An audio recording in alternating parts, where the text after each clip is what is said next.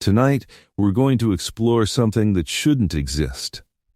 Somewhere out past the edge of everything familiar, in a patch of sky no larger than a grain of sand held at arm's length, the James Webb Space Telescope found a black hole. That, by itself, is not unusual.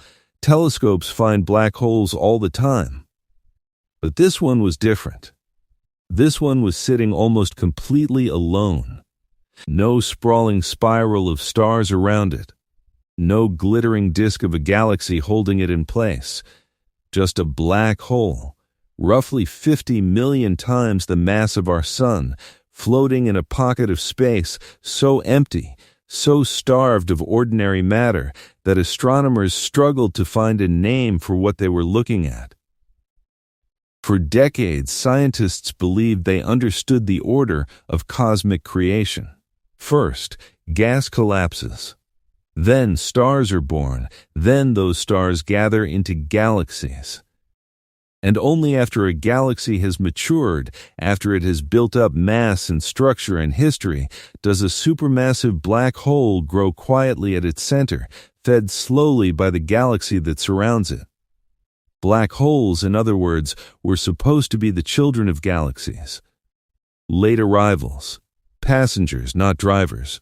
Then, James Webb looked back further than any telescope ever had, into a sliver of time just 700 million years after the Big Bang, and it found something that broke that story completely.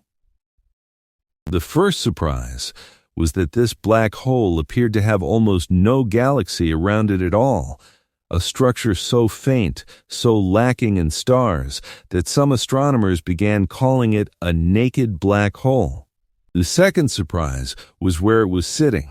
The gas surrounding it was almost perfectly pristine, chemically primitive, nearly untouched by the element-forging deaths of previous stars, as if this black hole had formed before the universe had even finished assembling the raw ingredients of galaxies. And the third surprise was the most unsettling of all. When astronomers calculated how much this black hole weighed compared to the stars around it, the ratio was not slightly unusual. It was not double what scientists expected, or triple. In some estimates, it was thousands of times higher than anything ever seen in a mature galaxy today. By the end of tonight, you're going to understand how the James Webb Space Telescope may have found evidence that, in some corners of the early universe, the darkness came first.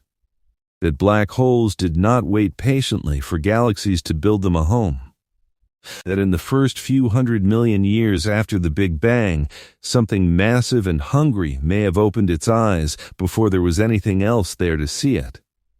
We're going to walk through this discovery slowly, the way it actually unfolded, not as a single headline, but as a series of quiet warnings that built, one on top of another, until astronomers could no longer explain them away. We'll start with the comfortable picture scientists have held for decades, the picture where galaxies always come first.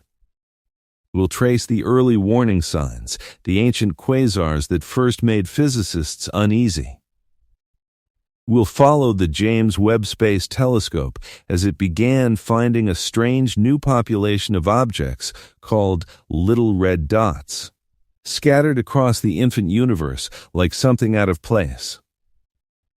And we'll arrive, carefully and with the full weight of the evidence, at the object now known as Abell 2744 QS01, the closest thing astronomers have found to a black hole standing alone in the dark, mere hundreds of millions of years after time itself began. Along the way, we'll talk about what it means for something so small to weigh so much. We'll talk about gas so chemically pure it seems to remember almost nothing about the stars that should have come before it. And by the end, we'll sit with the strangest question this discovery raises, one that has nothing to do with telescopes or redshifts, and everything to do with what it means for the universe to build itself in an order we never expected. Before we dive in, if you're fascinated by the mysteries of space and the strange, quiet corners of the universe, consider liking this video or subscribing to the channel. It may seem like a small thing, but it helps us keep making content for people who share that same curiosity. People who'd rather sit with a slow, honest mystery than rush past it. Now, let's begin. To understand why a single black hole could unsettle an entire field of astronomy, we have to start somewhere much calmer. We have to start with the story scientists have told themselves for the better part of a century, the story of how galaxies are born. Picture the early universe, not long after the Big Bang, as an almost featureless fog, hydrogen and helium, drifting, cooling, with only the faintest ripples of density scattered through it, leftover echoes from the very first fractions of a second of existence. In the standard picture, gravity does the slow, patient work first. It pulls those ripples inward, gathers gas into clumps, and eventually, in the densest of those clumps, nuclear fusion ignites. A star is born. Multiply that by billions, scattered unevenly across a slowly cooling, slowly expanding universe, and eventually, gravity does its work on a larger scale too.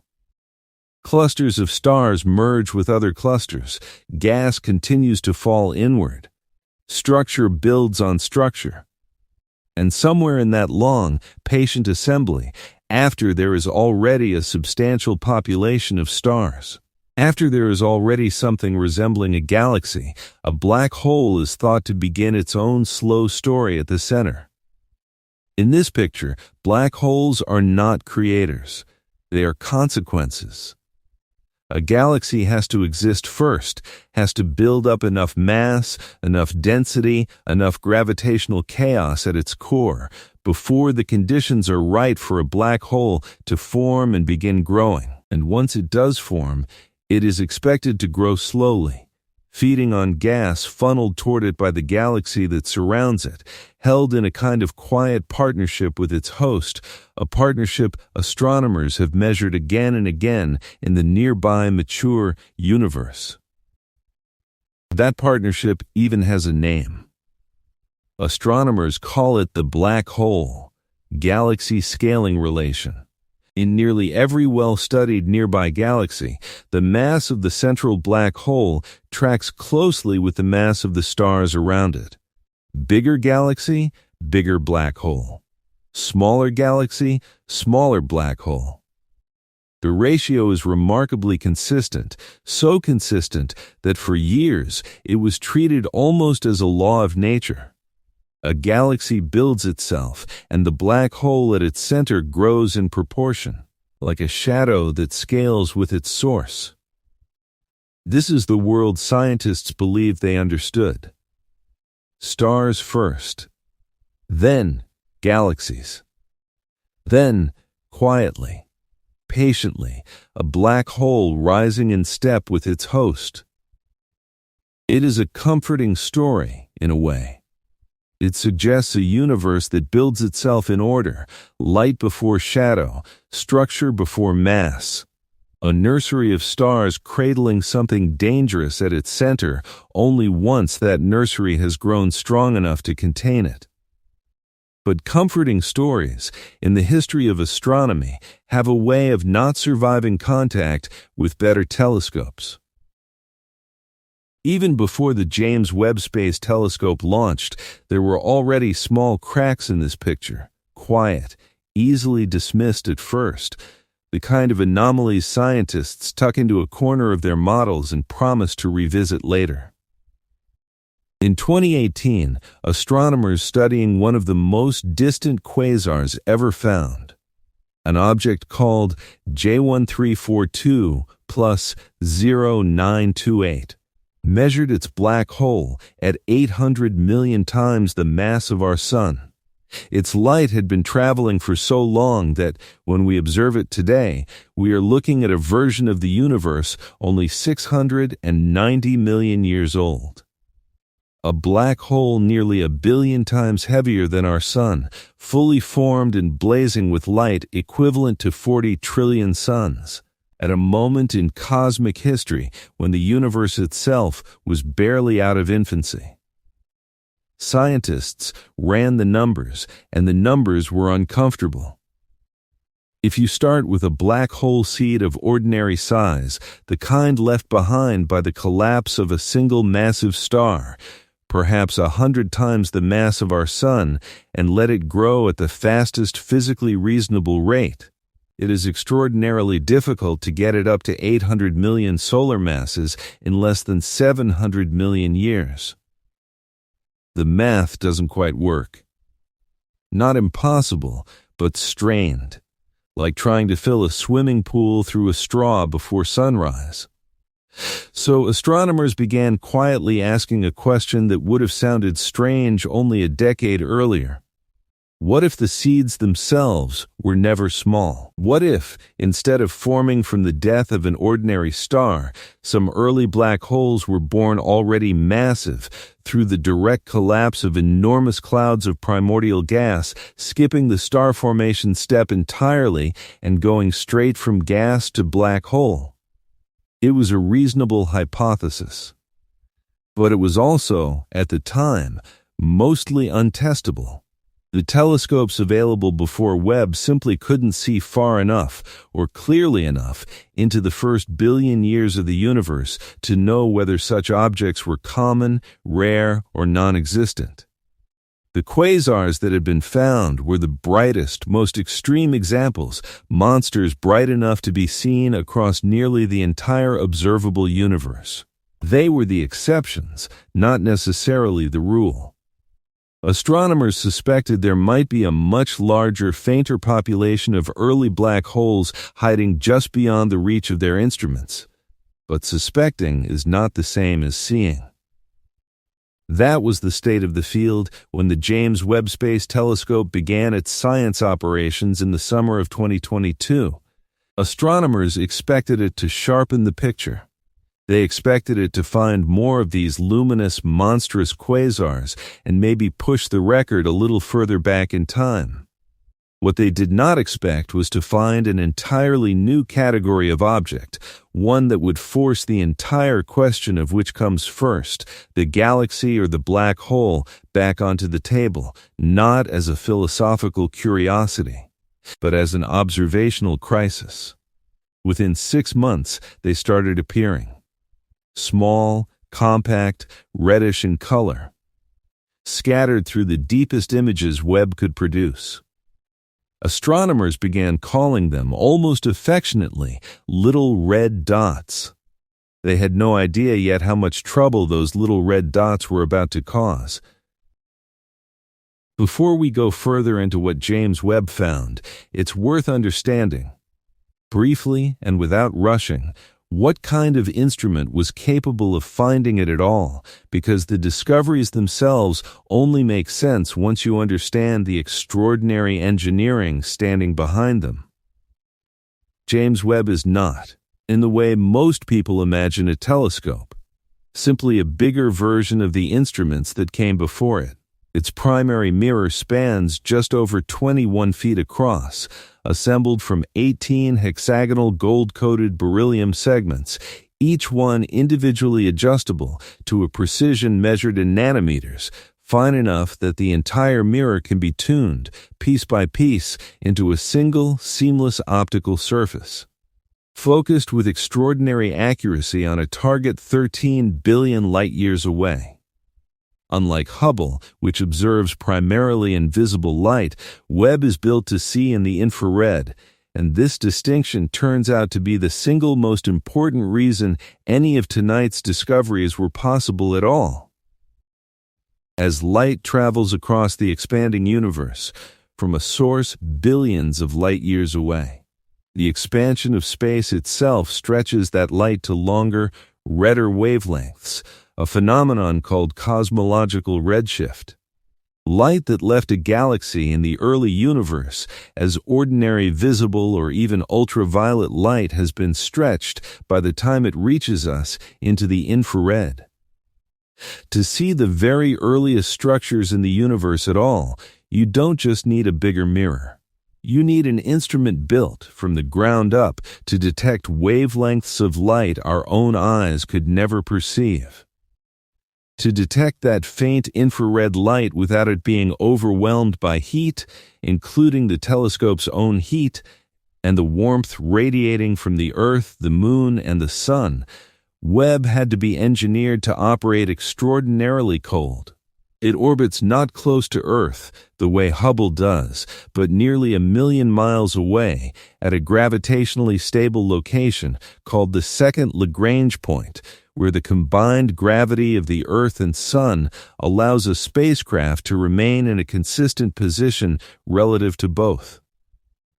There, Webb unfolds a tennis court-sized, 5-layered sunshield, each layer thinner than a human hair, engineered to block the sun's heat so effectively that the telescope's instruments can operate at temperatures below -370 degrees Fahrenheit, cold enough that its own structure emits negligible infrared radiation of its own, allowing it to detect the impossibly faint infrared glow of galaxies and black holes billions of light years away without that signal being drowned out by its own warmth.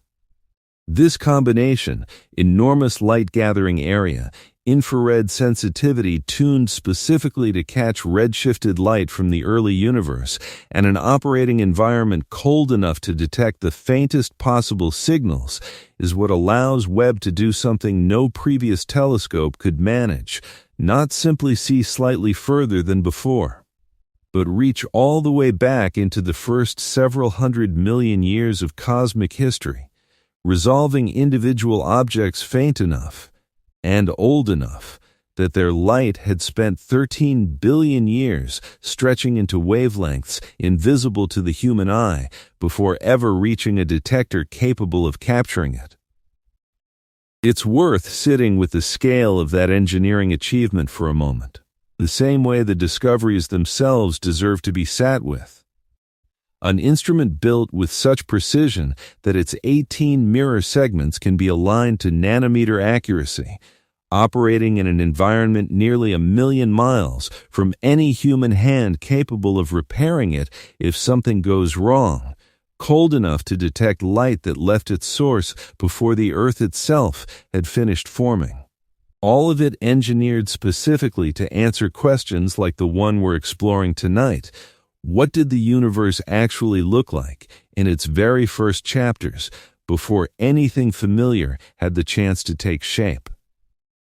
Without this particular combination of infrared sensitivity, light-gathering power, and extreme cold, little red dots would likely have remained invisible, technically present in the light reaching Earth, but hopelessly buried beneath noise no previous instrument could filter out. QS01's ancient, gravitationally lensed glow would have remained, for all practical purposes, undetectable. The entire story we've been tracing tonight exists only because human engineers, working over more than 2 decades of design, testing, and construction, built something precise enough, cold enough, and patient enough to catch it. By December of 2022, just months after James Webb began its work, a strange pattern started emerging in the deepest images the telescope produced. Scattered among the ordinary expected population of young galaxies were small, compact, unusually red objects, hundreds of them, then thousands, appearing again and again in nearly every deep field Webb pointed its mirror toward. They were not spectacular to look at. No sweeping spiral arms, no dramatic structure. Just small, dim, reddish smudges, easy to overlook if you didn't know to look for them. But their sheer number was what caught astronomers' attention. In field after field, in region after region of the sky, these compact red objects kept appearing, clustered overwhelmingly within the first 1.5 billion years after the Big Bang. Astronomers gave them an almost casual nickname, little red dots, the kind of name you give something before you fully understand what you're looking at. But behind the casual name was a genuinely uncomfortable puzzle. What were these things? This is where the story pauses, because to understand why little red dots became such a problem, we need to understand what two very different explanations would mean. The first possibility was almost reassuring. Perhaps these little red dots were simply very young, very dusty galaxies, compact clusters of newly formed stars, wrapped in thick clouds of dust that reddened their light the same way smoke reddens a sunset. If that were true, little red dots would be strange, but not paradigm-breaking. They would just be a new, previously unseen category of ordinary galaxy, forming earlier and more compactly than astronomers had expected. The second possibility was far stranger. What if the red color wasn't dust reddening starlight at all? What if it was something closer to a signature, the glow of a black hole actively feeding, wrapped not in a galaxy's worth of stars, but in a dense, swirling cocoon of gas? In this scenario, little red dots wouldn't be baby galaxies at all. They would be something closer to a black hole caught in the act of being born, still cloaked in the raw material it hadn't yet finished consuming. The trouble was, both explanations could produce a small, red, compact object in Webb's images. Distinguishing between them required something harder to get: detailed spectra. The fingerprints of light that reveal not just how bright an object is, but what it's made of, how fast its gas is moving, and what physical processes are actually happening inside it. And when astronomers started gathering those spectra, the picture that emerged was unsettling. In survey after survey, a striking fraction of little red dots showed broad, smeared-out emission lines, the telltale sign of gas moving at extraordinary speeds, sometimes over 1,000 kilometers per second, whipping around some central compact source of enormous gravity. That is not what starlight from a young galaxy looks like. That is what gas looks like when it's caught in the grip of a black hole's accretion disk. By 2025, broader survey work had sharpened the picture even further. Astronomers found that little red dots weren't scattered randomly through cosmic history. They seemed to emerge in significant numbers around 600 million years after the Big Bang, reach a peak in abundance, and then rapidly decline by around 1.5 billion years. Whatever these objects were, they weren't a permanent feature of galaxy formation. They were something that happened early and then, largely, stopped happening. And in a spectroscopic subset of that survey, roughly 70% of the little red dots examined showed that same telltale sign: gas in violent, high-speed motion, consistent with an actively accreting black hole rather than a simple population of young stars. This was the first shock. Not a single strange object, but an entire, previously unknown population of them. Compact, reddish, abundant in the first 1.5 billion years of the universe, and increasingly appearing to be powered not by starlight, but by black holes still wrapped in the gas they were born from. But little red dots as a category were still somewhat ambiguous. Astronomers needed something more concrete, individual objects where they could pin down, with real confidence, exactly how massive the central black hole was and how old the universe had been when that black hole was already active. That search led them to 3 objects that, one after another, kept pushing the timeline earlier and the mass problem worse. The first of these came in 2023 with an object catalogued as Sears 1019.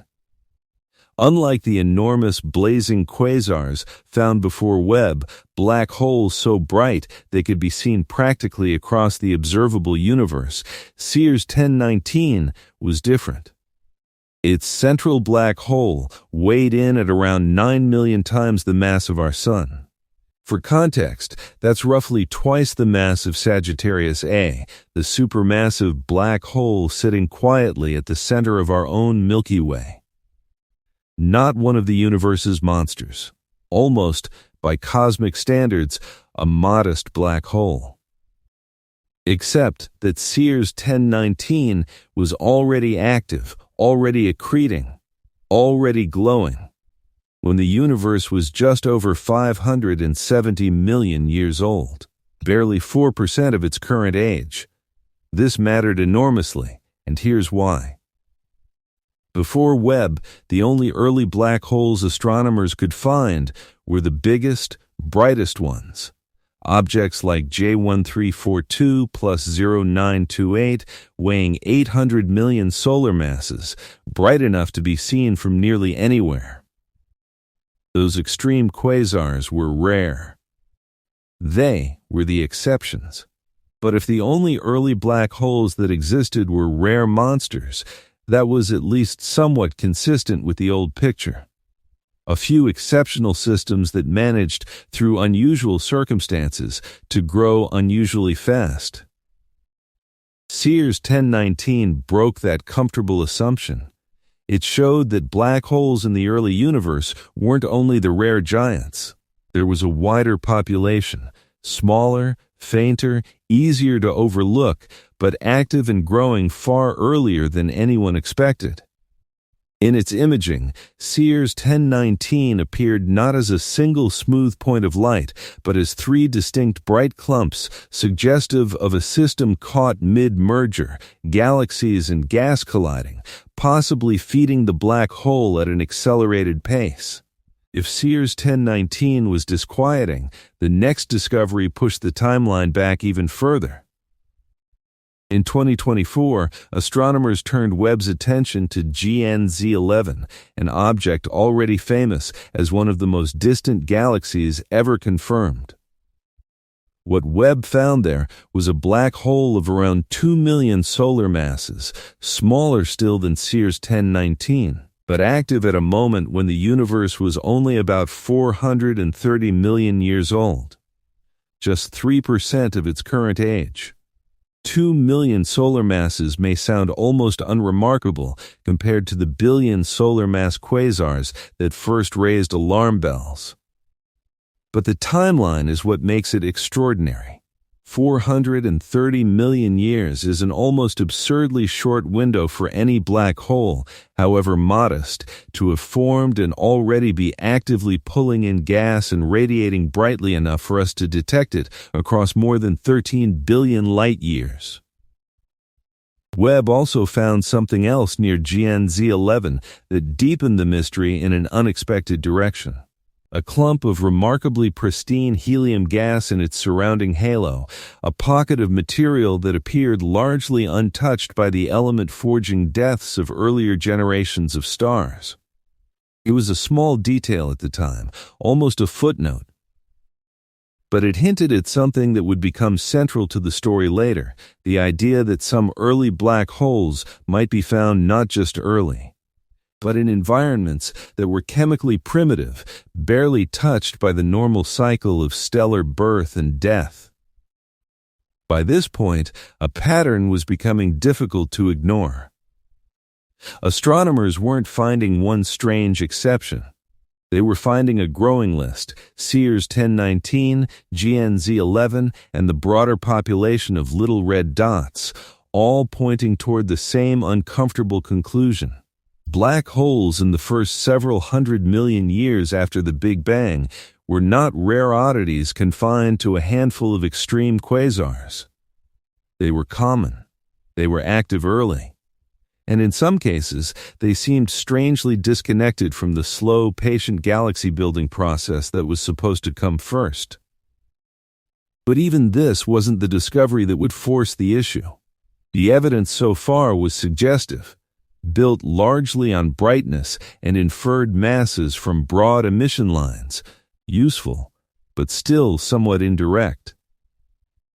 What astronomers needed next was a case where they could measure, not infer, exactly how much mass was concentrated in the black hole compared to how much mass existed in the stars around it. That next step came from a very different kind of observatory entirely, not an image, but an X-ray signature, discovered in an object called UHZ-1. UHZ-1 sits at a distance so extreme that its light left it when the universe was only about 470 million years old and had to travel roughly 13.2 billion years to reach us. Webb identified the object first, but it was the Chandra X-ray Observatory, working in partnership with Webb's data, that revealed something remarkable about it. X-rays are a particularly useful tool for hunting black holes, because they're produced when matter is violently heated as it spirals inward toward an event horizon, a process ordinary starlight simply doesn't replicate. When Chandra examined UHZ-1, it detected an X-ray signature consistent with a black hole weighing somewhere between 10 million and 100 million times the mass of our Sun. That mass estimate alone would have been notable. But what made UHZ-1 genuinely alarming to astronomers was a comparison they almost didn't expect to have to make. The black hole's estimated mass was roughly comparable to the total stellar mass of its entire host galaxy. Not a small fraction of it, the way black holes typically relate to their galaxies in the mature, nearby universe. Comparable to it. As if the black hole and the galaxy had grown up as near equals, rather than one being the modest offspring of the other. Astronomers were only able to detect UHZ-1 at all because of a fortunate cosmic accident, a massive foreground galaxy cluster acting as a gravitational lens, bending and magnifying the light from UHZ-1 by roughly a factor of 4. The same way a glass lens bends and magnifies light passing through it. Without that magnification, UHZ-1 would likely have remained too faint to study in this kind of detail. This was the discovery that gave the heavy seed hypothesis its strongest observational support yet. If a black hole and its host galaxy had comparable mass this early in cosmic history, it became very difficult to explain through the old patient story, a small stellar remnant seed slowly outgrowing its host over hundreds of millions of years. It fit far more naturally with the alternative picture, a massive cloud of primordial gas collapsing directly into a black hole without ever going through the intermediate step of forming a normal population of stars first. A massive born black hole, rather than one that grew into its mass gradually. UHZ-1 didn't settle the debate, but it shifted its center of gravity. For the first time, astronomers had something closer to direct evidence, not just an unusually bright quasar, but a measurable comparison between a black hole's mass and its galaxy's mass in the first 500 million years of cosmic time.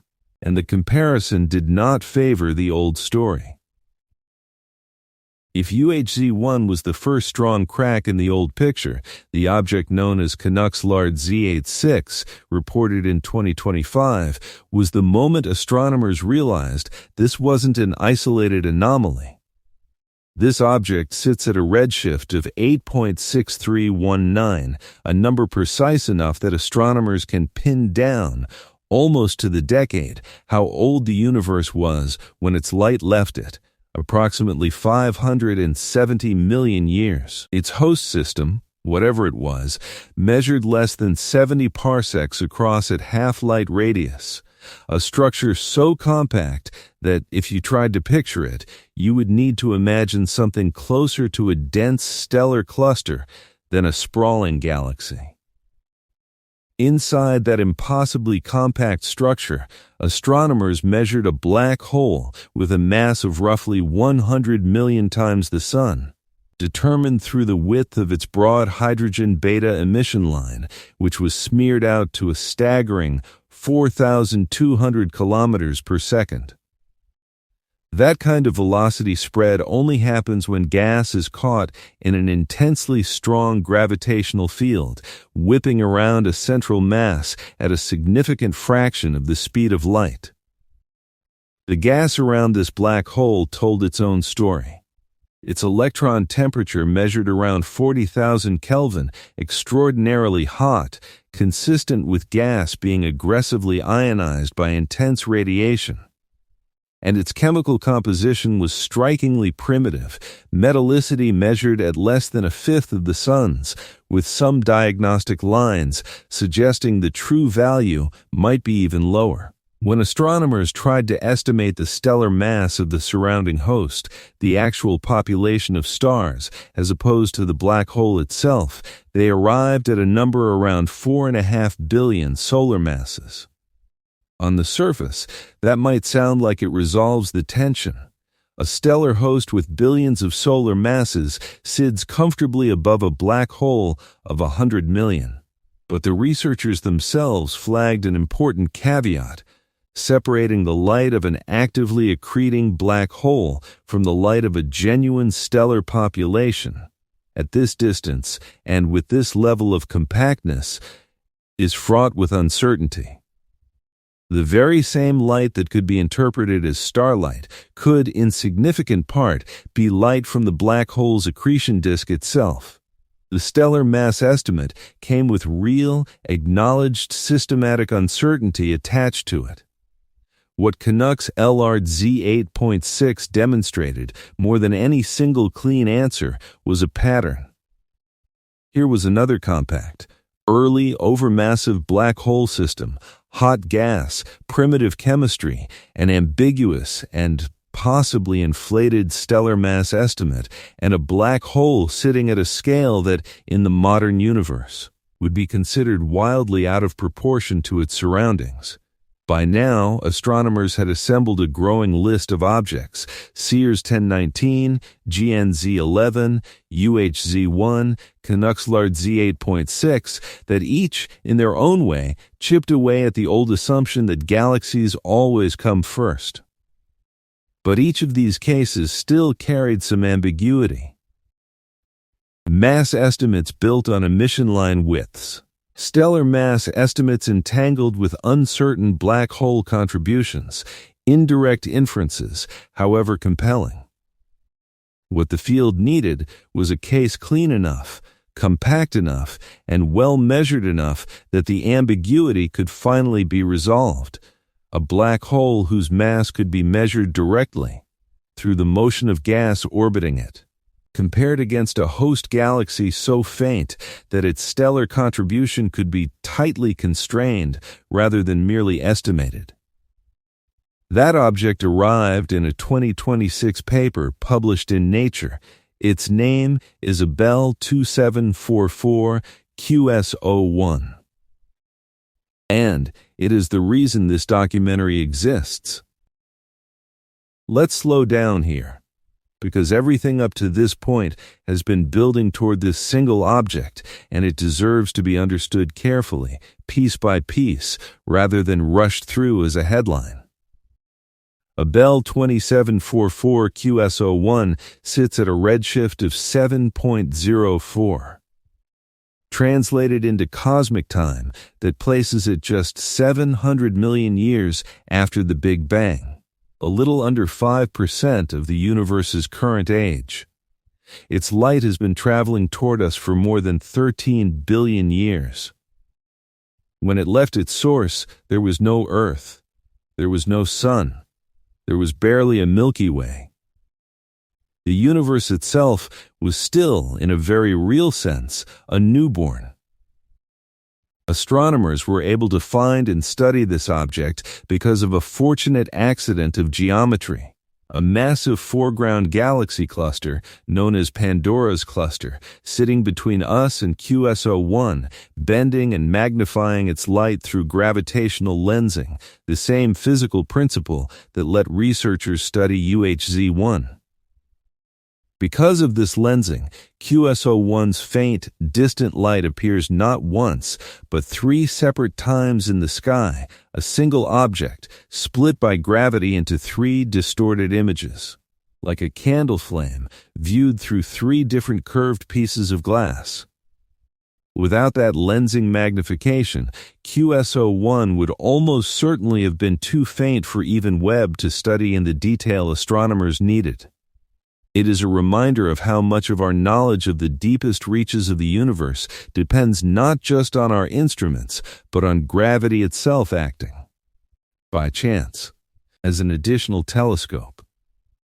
Here is where the science becomes genuinely remarkable and worth sitting with for a moment. For most distant black holes, astronomers estimate mass indirectly by measuring how broad and smeared out certain emission lines appear, a technique that works reasonably well but carries real uncertainty, because that broadening can be caused by more than one physical process. With QSO-1, astronomers were able to do something far more direct. They measured the actual motion of gas orbiting the black hole, tracking how that gas moves under the influence of gravity, the same basic principle that lets astronomers weigh the sun by watching how planets orbit it. Except here, the planets are clouds of gas, moving at extraordinary speeds, and the sun is an object so dense that light itself cannot escape its surface. This is called a dynamical mass measurement, and it is considered the gold standard of black hole mass estimation. Not an inference from brightness or line width, but a direct calculation based on orbital motion under gravity. When astronomers applied this technique to QSO-1, they arrived at a black hole mass of approximately 50 million times the mass of our Sun. 50 million solar masses is, by black hole standards, not even the most extreme number in this story. Canucks Lard Z8.6 measured roughly twice that, and the ancient quasar J1342 plus 00928 measured 16 times that. What makes QSO-1's 50 million solar masses so significant isn't the number by itself. It's what astronomers found and didn't find when they looked for the galaxy that should have surrounded it. In every well-studied galaxy, in the nearby mature universe, a supermassive black hole's mass tells you something predictable about the galaxy around it. The relationship is tight enough that astronomers can often estimate one from the other. A black hole is, in this sense, usually a small fraction of the total stellar mass of its host, often less than 1%. When astronomers searched for the stellar population surrounding QSO-1's 50 million solar mass black hole, they found almost nothing. Not literally nothing. There is gas there, extended over roughly 200 parsecs, glowing with emission lines that reveal its presence and composition. But a substantial population of stars, the kind that should accompany a black hole of this mass in the standard picture? The data placed a tight upper limit on it, so tight that the paper's own conservative estimate puts the black hole's mass at more than double the mass of any detectable stellar population around it. Think about what that actually means. In nearly every galaxy we have ever carefully studied, the black hole is the smaller partner, vastly outweighed by the stars surrounding it. In QSO-1, that relationship isn't just reversed, it's reversed by an extraordinary margin. The black hole appears to be the dominant mass component of the entire system, sitting in a structure so faint in ordinary starlight that some astronomers have taken to calling it, only half-jokingly, a naked black hole. It's worth pausing here to be precise about what that phrase does and doesn't mean, because it's easy to let the imagination run further than the evidence supports. QSO-1 is not floating in a literal void. There is gas. There is light. There are emission lines rich enough that astronomers could measure orbital velocities, temperatures, and chemical composition. What appears to be missing, or at least severely underrepresented, is the substantial population of ordinary stars that should, according to every established relationship astronomers have measured in the modern universe, already exist around a black hole this massive, this early. It is not a black hole with nothing around it. It is a black hole that seems to have arrived before its galaxy did. If the mass imbalance in QS01 was the first unsettling clue, its chemistry was the second, and in some ways even stranger. When stars live and die, they forge heavier elements, oxygen, carbon, nitrogen, iron, inside their cores through nuclear fusion and scatter those elements outward when they die, enriching the surrounding gas for the next generation of stars to form from. Over billions of years of stellar life and death, galaxies accumulate a rich chemical inheritance. Astronomers measure this enrichment using a value called metallicity, essentially how much of a gas cloud's composition consists of elements heavier than hydrogen and helium compared to our own Sun. The gas surrounding QS01 is astonishingly poor in these heavier elements. Follow-up analysis found a metallicity in the central region of just 4.7 thousandths of the Sun's value, less than 0.5%. In the outer regions, the constraint was even tighter, below 3.9 thousandths of solar metallicity. To put that in perspective, this is gas that has barely been touched by the normal cycle of stellar birth and death. It is close to chemically pristine, nearly as raw and unprocessed as the primordial hydrogen and helium that filled the universe in its very first minutes, before the first generation of stars had lived and died even once. This is deeply strange, because in the standard picture, black holes grow inside galaxies that have already been chemically enriched by multiple generations of star formation. A black hole surrounded by near-pristine gas suggests something closer to the opposite. A black hole that formed and began growing in an environment that hadn't yet gone through that long, patient process of stellar enrichment. An environment that looked, chemically, almost like the universe did in its very first moments. Put the mass imbalance and the chemistry together, and a genuinely strange picture starts to take shape. A black hole, already 50 million times the mass of the Sun, sitting in gas so chemically primitive it barely shows the fingerprints of prior stellar generations, with no substantial population of stars detected around it, all at a moment in cosmic history less than 700 million years after the Big Bang. This is not a black hole that grew up alongside its galaxy. This is a black hole that appears to have arrived first. Naturally, this raises the question every careful scientist asks next: how? How does a black hole this massive end up in a place this young, surrounded by gas, this pristine, without an obvious galaxy to have grown it there?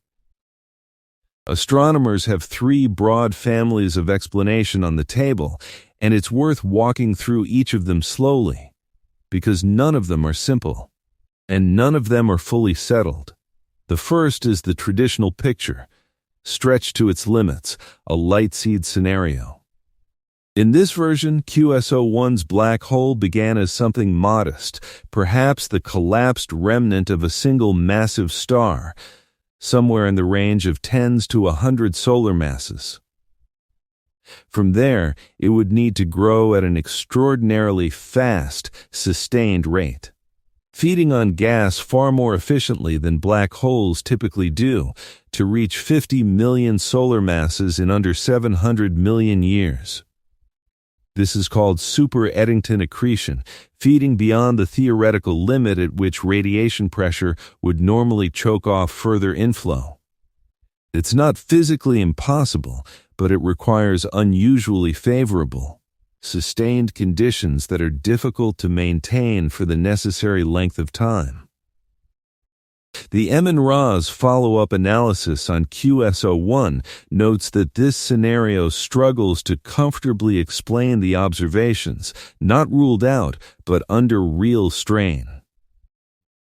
The second is the heavy seed or direct collapse scenario, the same idea that gained support from UHZ-1.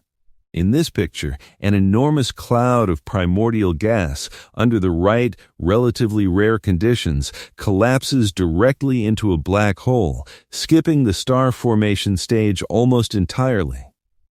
Instead of starting small and growing slowly, the black hole is essentially born massive, potentially tens of thousands or more solar masses right from the start, giving it a significant head start on the long climb to 50 million.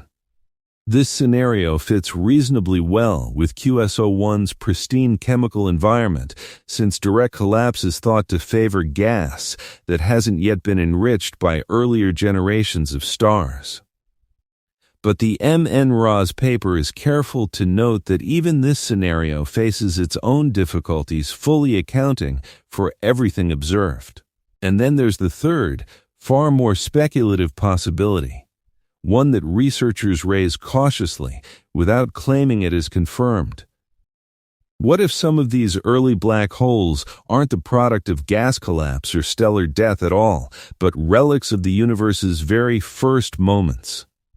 Primordial black holes formed from density fluctuations in the fabric of spacetime itself. Fractions of a second after the Big Bang, long before the first star ever ignited? The Emin-Ra's paper notes that this scenario could potentially help explain the extremely low chemical enrichment observed around QS01.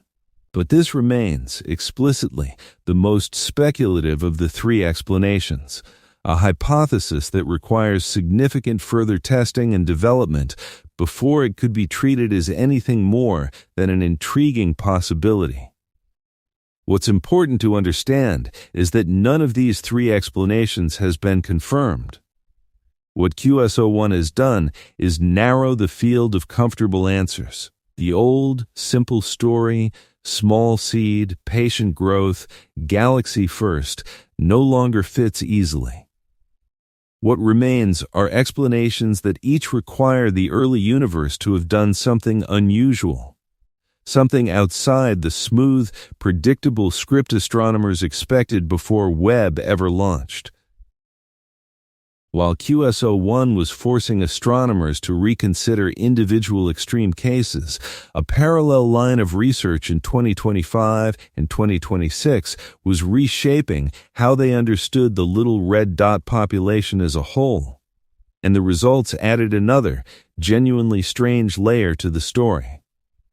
A 2025 Nature study examined a dozen little red dots at moderate redshifts, along with a larger stacked sample, and proposed something unexpected, that many little red dots might not be scaled-down versions of QS01's extreme, overmassive scenario at all.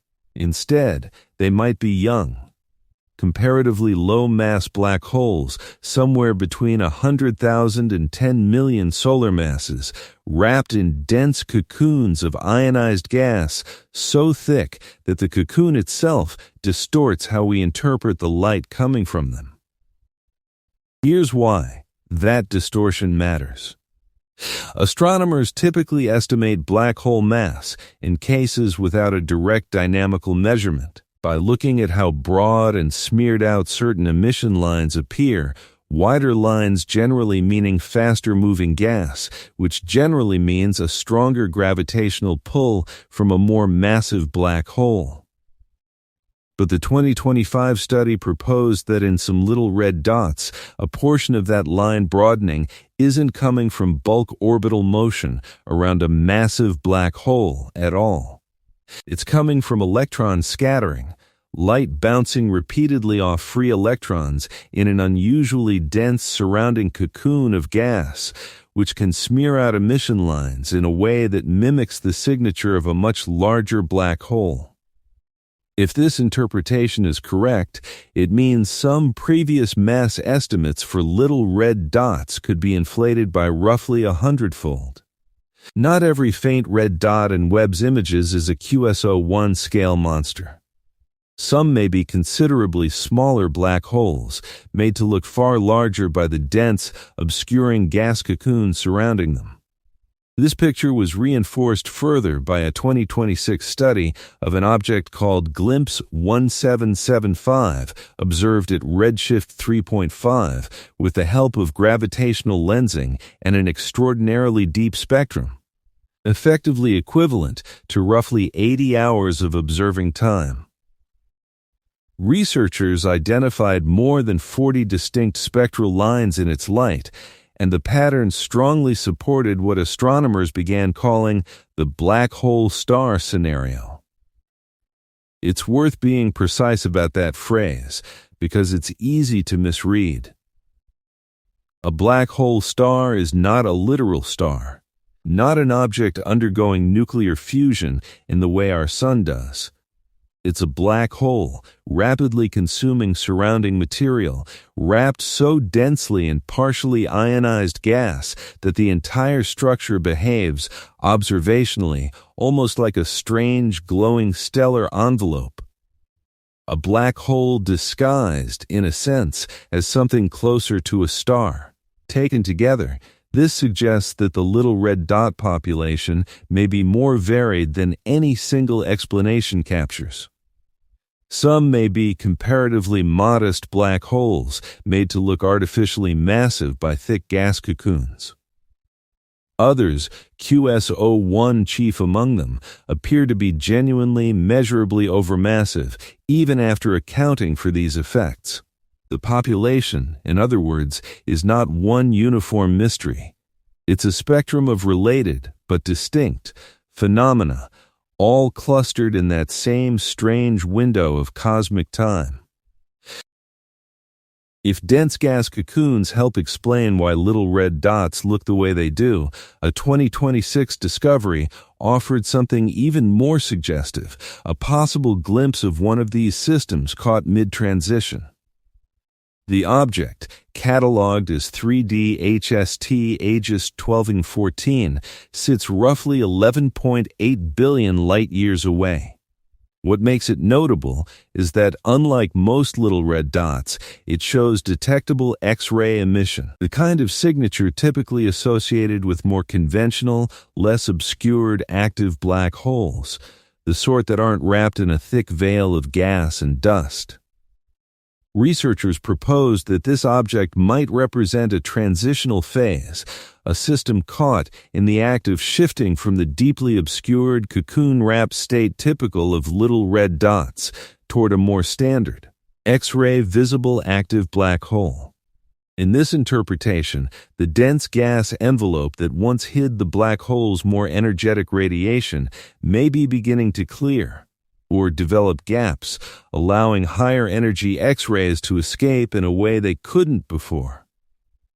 If this interpretation holds up, it reframes little red dots not as a permanent, isolated category of object, but as an evolutionary stage, a phase that black holes in the early universe passed through on their way toward becoming the more familiar, actively accreting supermassive black holes seen at later cosmic times. It would help explain why little red dots are so common in the early universe and then decline sharply after about 1.5 billion years. Not because they vanish, but because they evolve into something that looks different. It's worth noting, in fairness, that this is not the only possible explanation.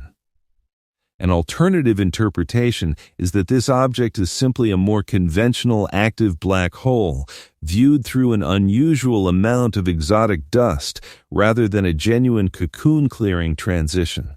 The evidence is suggestive, not conclusive, one more open thread in a story that keeps growing new threads faster than it resolves old ones. One final piece of this puzzle comes from an object nicknamed the Infinity Galaxy, a system that offered astronomers something they had long wanted but rarely found, a plausible, closer-to-home laboratory for watching a black hole potentially form through direct collapse, rather than simply inferring it from distant, ambiguous light.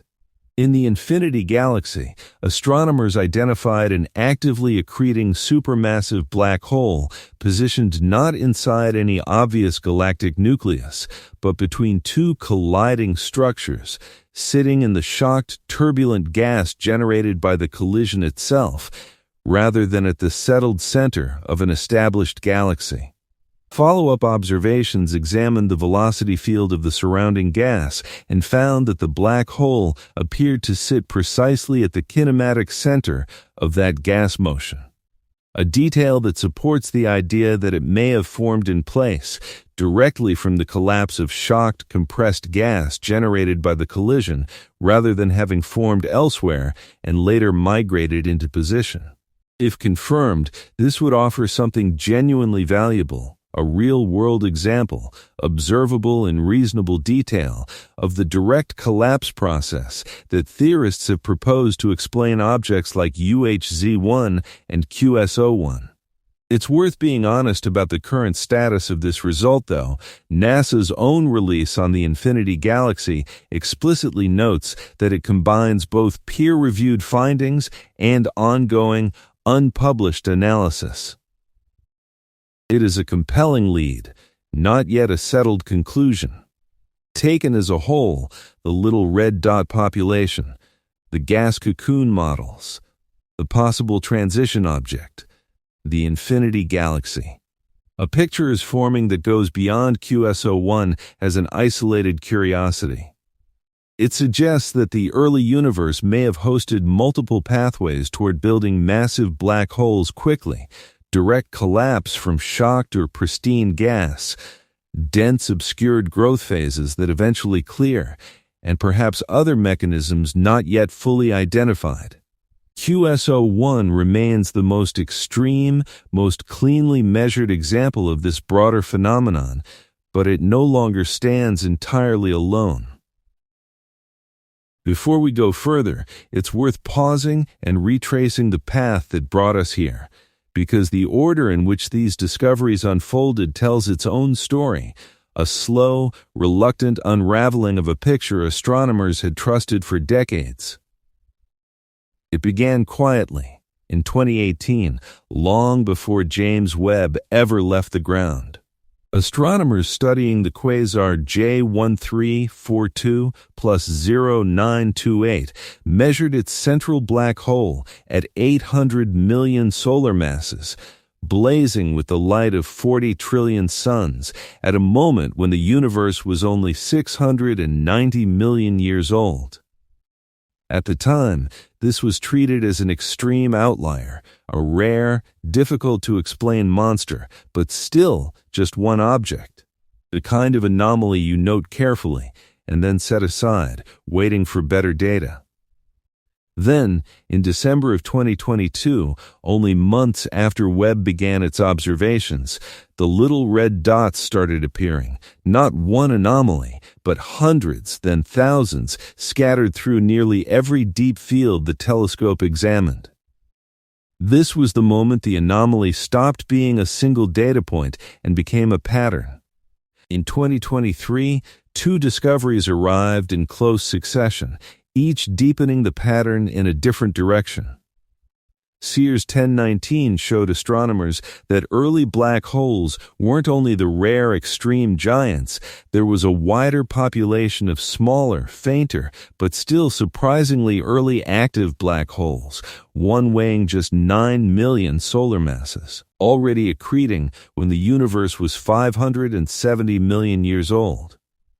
And in the same year, X-ray observations of UHZ-1 gave astronomers their first strong comparison between a black hole's mass and its host galaxy's stellar mass in the very early universe, a comparison that came out roughly equal rather than the small fraction astronomers expected. In 2024, GNZ11 pushed the timeline back even further, revealing an actively accreting black hole of around 2 million solar masses at just 430 million years after the Big Bang, barely 3% of the universe's current age. Then, across 2025, the picture split into two important, complementary threads. On one hand, broader survey work confirmed that little red dots weren't randomly scattered through cosmic history. They emerged in large numbers around 600 million years after the Big Bang and declined sharply after about 1.5 billion years, with the majority of spectroscopically examined objects showing gas motion consistent with active black holes rather than ordinary star formation. On the other hand, a separate study proposed that many little red dots might be smaller black holes than previously estimated, their apparent mass inflated by the distorting effect of dense surrounding gas cocoons. And in that same year, Canucks-Lard Z8.6 provided yet another compact, overmassive black hole system, reinforcing that QS01-type objects were not a singular fluke. Which brings us to 2026, the year this story reached its current climax. A Nature paper delivered the first direct dynamical mass measurement of a little red dot's black hole in the object Abell 2744 QS01, definitively establishing it as dramatically overmassive compared to its barely detectable stellar host. In the same window of time, the Glimpse 1775 study offered the strongest evidence yet for the black hole star gas cocoon scenario. A possible transition object, 3D-HST Aegis 2014, hinted at how these cocoon-wrapped systems might eventually clear and become visible in X-rays. And the Infinity Galaxy offered a tantalizing, still developing glimpse of a black hole possibly forming directly from shocked, colliding gas. Laid end-to-end like this, the timeline tells a clear story, not of a single, dramatic discovery arriving out of nowhere, but of a slow, cumulative erosion of confidence in the old picture, one object at a time, until the evidence became too consistent, too repeated, too directly measured to explain away. It's worth taking a moment here to sit with the mechanics of what astronomers actually did to arrive at that 50 million solar mass figure for QS01.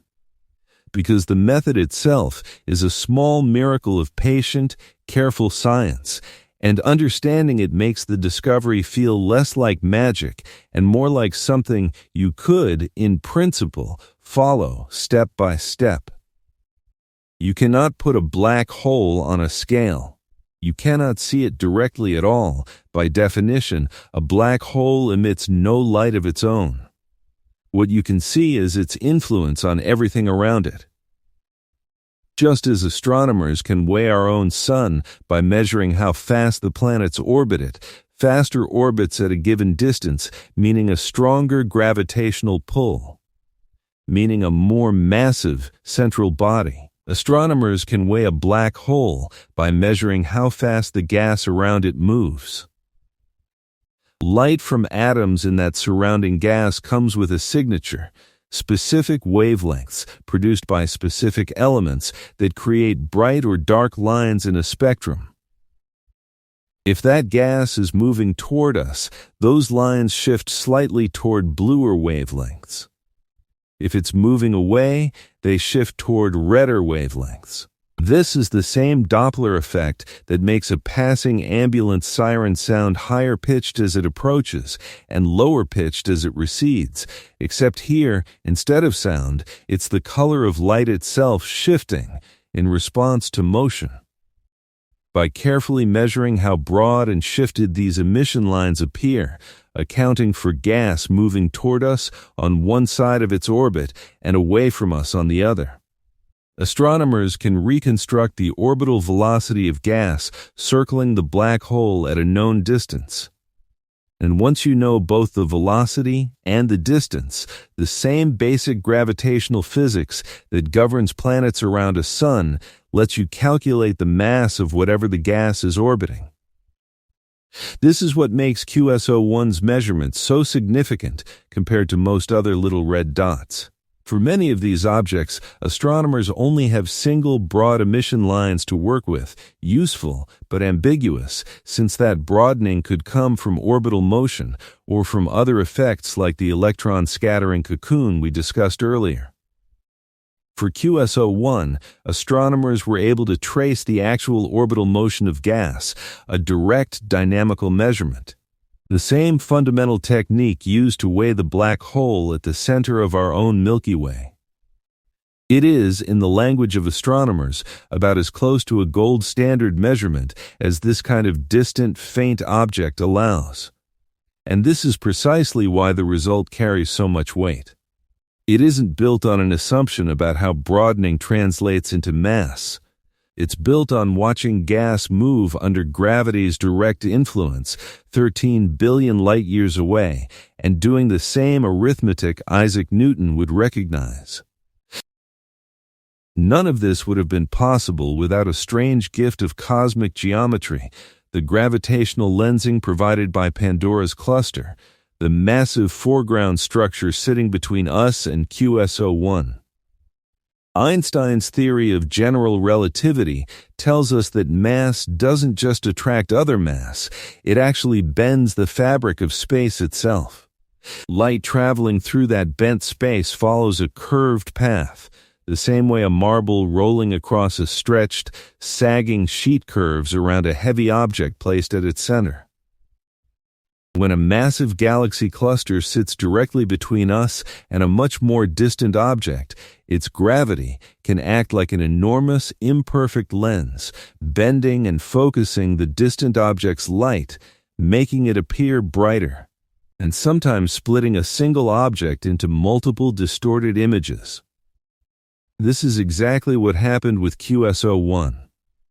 Its faint, ancient light, distorted and amplified by the gravity of Pandora's cluster, appears not once, but 3 separate times in Webb's images, the same distant ember of light, split into 3 different positions across the sky. Each one a slightly different, gravitationally warped view of the same object. Try to picture it for a moment. A single point of light, born in the universe's infancy, its glow already ancient beyond ordinary comprehension by the time it began its journey toward us, and along the way it passes through the gravitational field of an entire galaxy cluster, which reaches out, without touching it, and bends its path into 3 separate threads, 3 separate images, arriving at our detectors as 3 faint, distorted echoes of the same original spark. Without Pandora's cluster acting as this accidental telescope, it's likely that QSO-1 would have remained too faint for even Webb's extraordinary sensitivity to resolve in the necessary detail. The same is true of UHZ-1, magnified by roughly a factor of 4 through a similar lensing effect. A significant portion of what we know about the very earliest black holes in the universe, we know only because gravity itself chose, by pure cosmic coincidence, to align a massive structure directly in our line of sight. It is a strange thing to consider that some of our deepest knowledge about the beginning of cosmic structure depends not just on human ingenuity, but on where, by chance, a distant cluster of galaxies happened to be sitting. Before we go further into what this all means, it's worth pausing to gently correct a few ideas that tend to creep into how a discovery like this gets talked about. Because the real story is strange enough on its own, without needing exaggeration. The first misconception is the idea that James Webb found a black hole floating completely alone, with absolutely nothing around it. A black hole in true emptiness. That isn't quite right. QSO-1 has gas around it, extended over roughly 200 parsecs, glowing brightly enough to be measured in detail. What appears to be missing, or at least drastically underrepresented, is a substantial population of ordinary stars, the kind that should, by every rule astronomers have learned from studying nearby galaxies, already surround a black hole this massive. Naked black hole is a phrase astronomers use somewhat loosely, almost as shorthand, and it refers to a system lacking an obvious stellar host, not a system lacking anything at all. The second misconception is the idea that this discovery proves the existence of primordial black holes, those hypothetical relics from the universe's first fraction of a second. It doesn't. The primordial black hole scenario remains one of several possible explanations discussed by researchers, and it's explicitly framed in the scientific literature itself as the most speculative of the options on the table. It's an intriguing possibility that could help explain the extraordinarily pristine chemical environment around QSO-1, but it requires significant further testing before it could be treated as anything close to confirmed. What's actually established is narrower and in some ways more interesting. A massive, early, chemically primitive black hole exists, and multiple explanations for how it got there remain genuinely open. The third misconception involves the term black hole star. It's easy to hear that phrase and picture something like an actual star with a black hole hiding inside it, or some strange hybrid stellar object. That's not what the term describes. A black hole star, in this context, refers to a rapidly accreting black hole wrapped in such a dense envelope of partially ionized gas that the entire structure behaves, in terms of the light it produces, in ways that can resemble certain stellar signatures. There is no fusion happening. There is no literal star. It's a label for an unusual observational appearance, not a new category of stellar object. The fourth misconception is treating every little red dot as identical to QSO-1, as though the entire population represents a uniform army of impossibly overmassive black holes challenging the fabric of cosmology. The evidence increasingly suggests otherwise. Some little red dots may indeed be extreme, overmassive systems like QSO-1. Others may be smaller black holes made to look artificially massive by dense gas cocoons distorting their emission lines.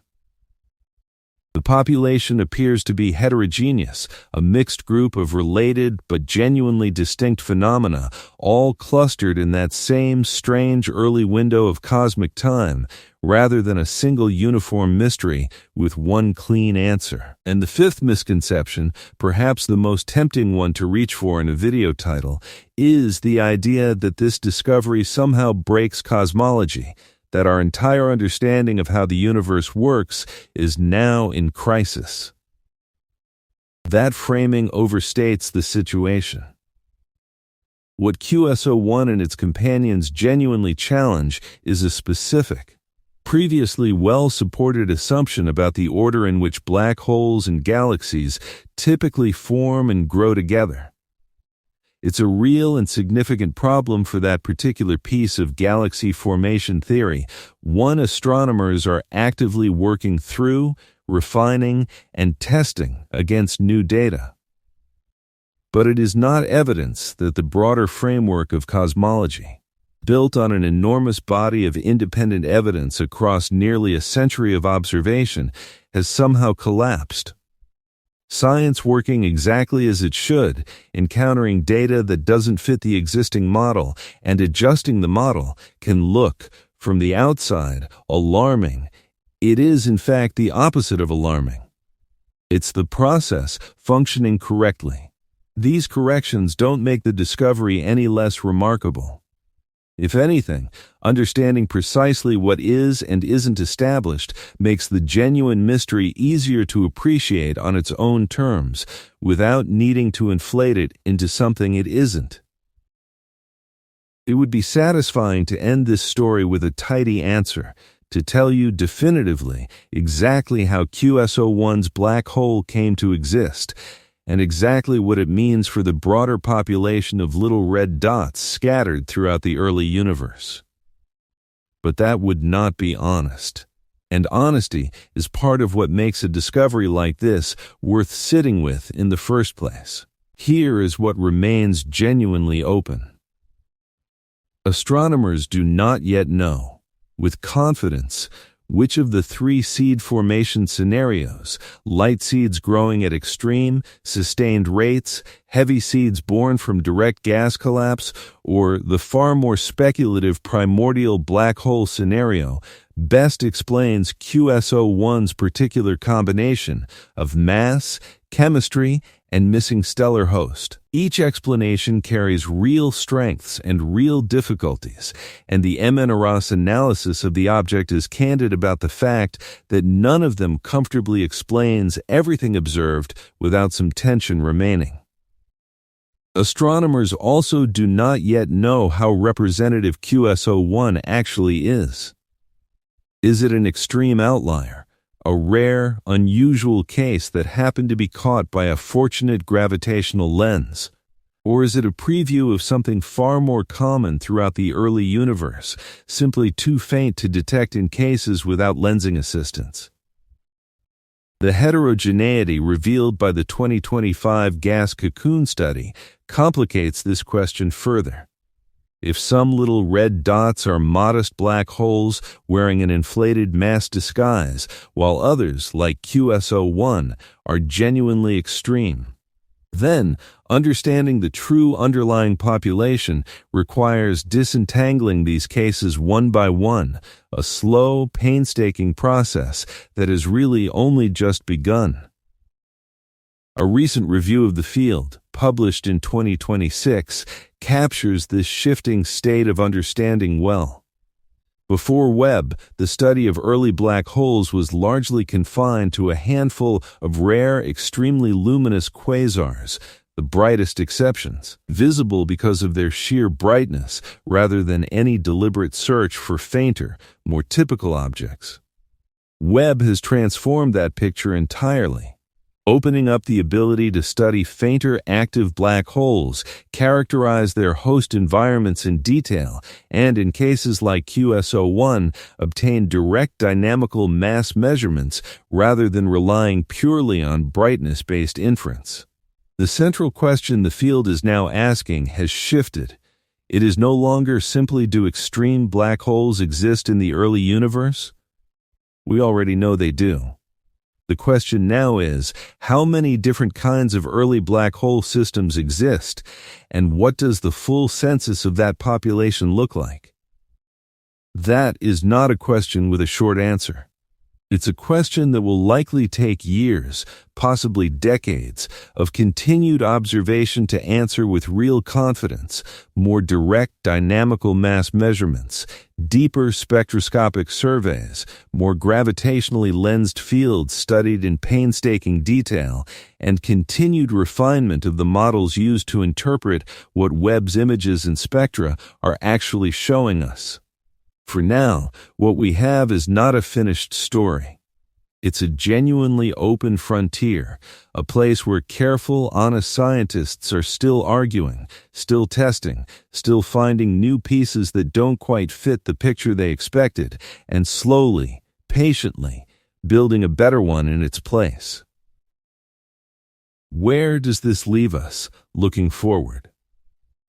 In the coming years, astronomers will almost certainly find more objects like QS01.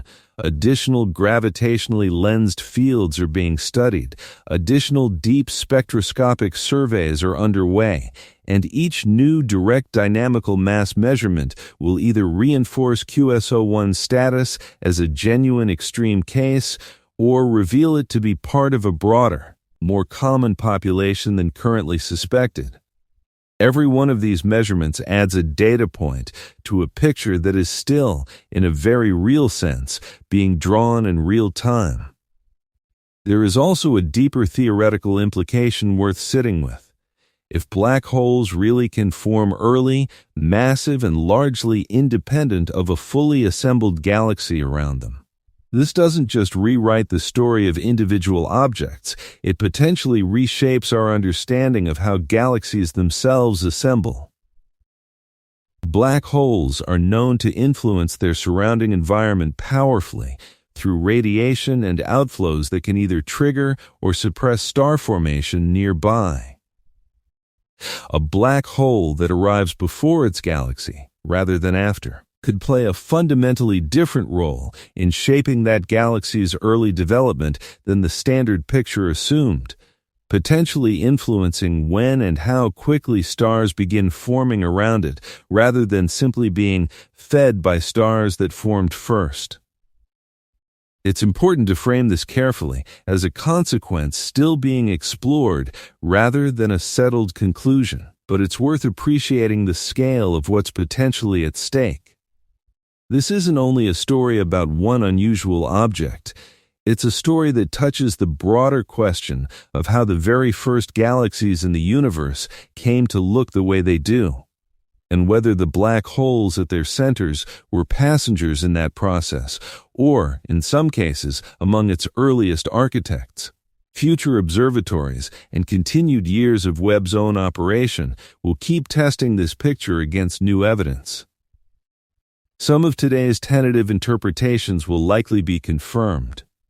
Others will likely be revised or discarded entirely, the way J1342 plus 0928's single strange measurement in 2018 eventually gave way to an entire population of even stranger objects. That is simply how this kind of frontier science works.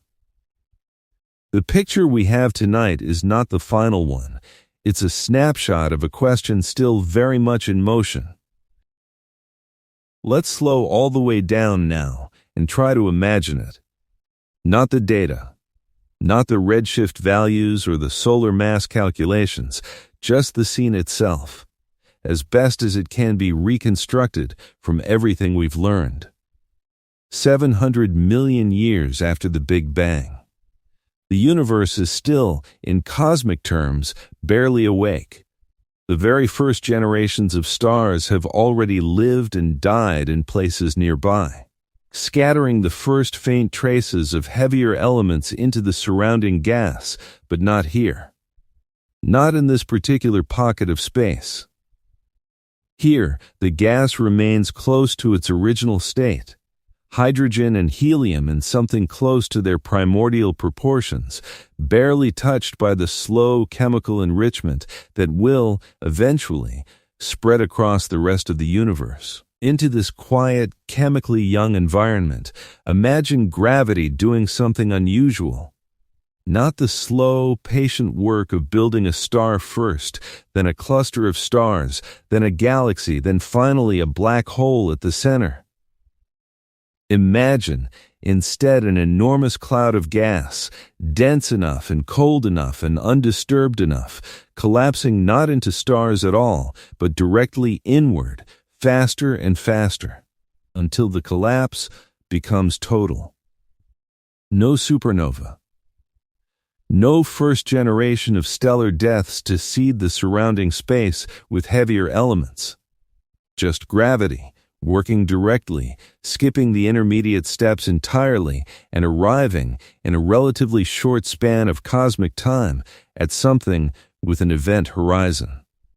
Now imagine that object beginning to feed, pulling in the surrounding pristine gas, spiraling it inward, heating it to temperatures that make it glow fiercely enough to be visible, eventually, across more than 13 billion light-years of intervening space and time.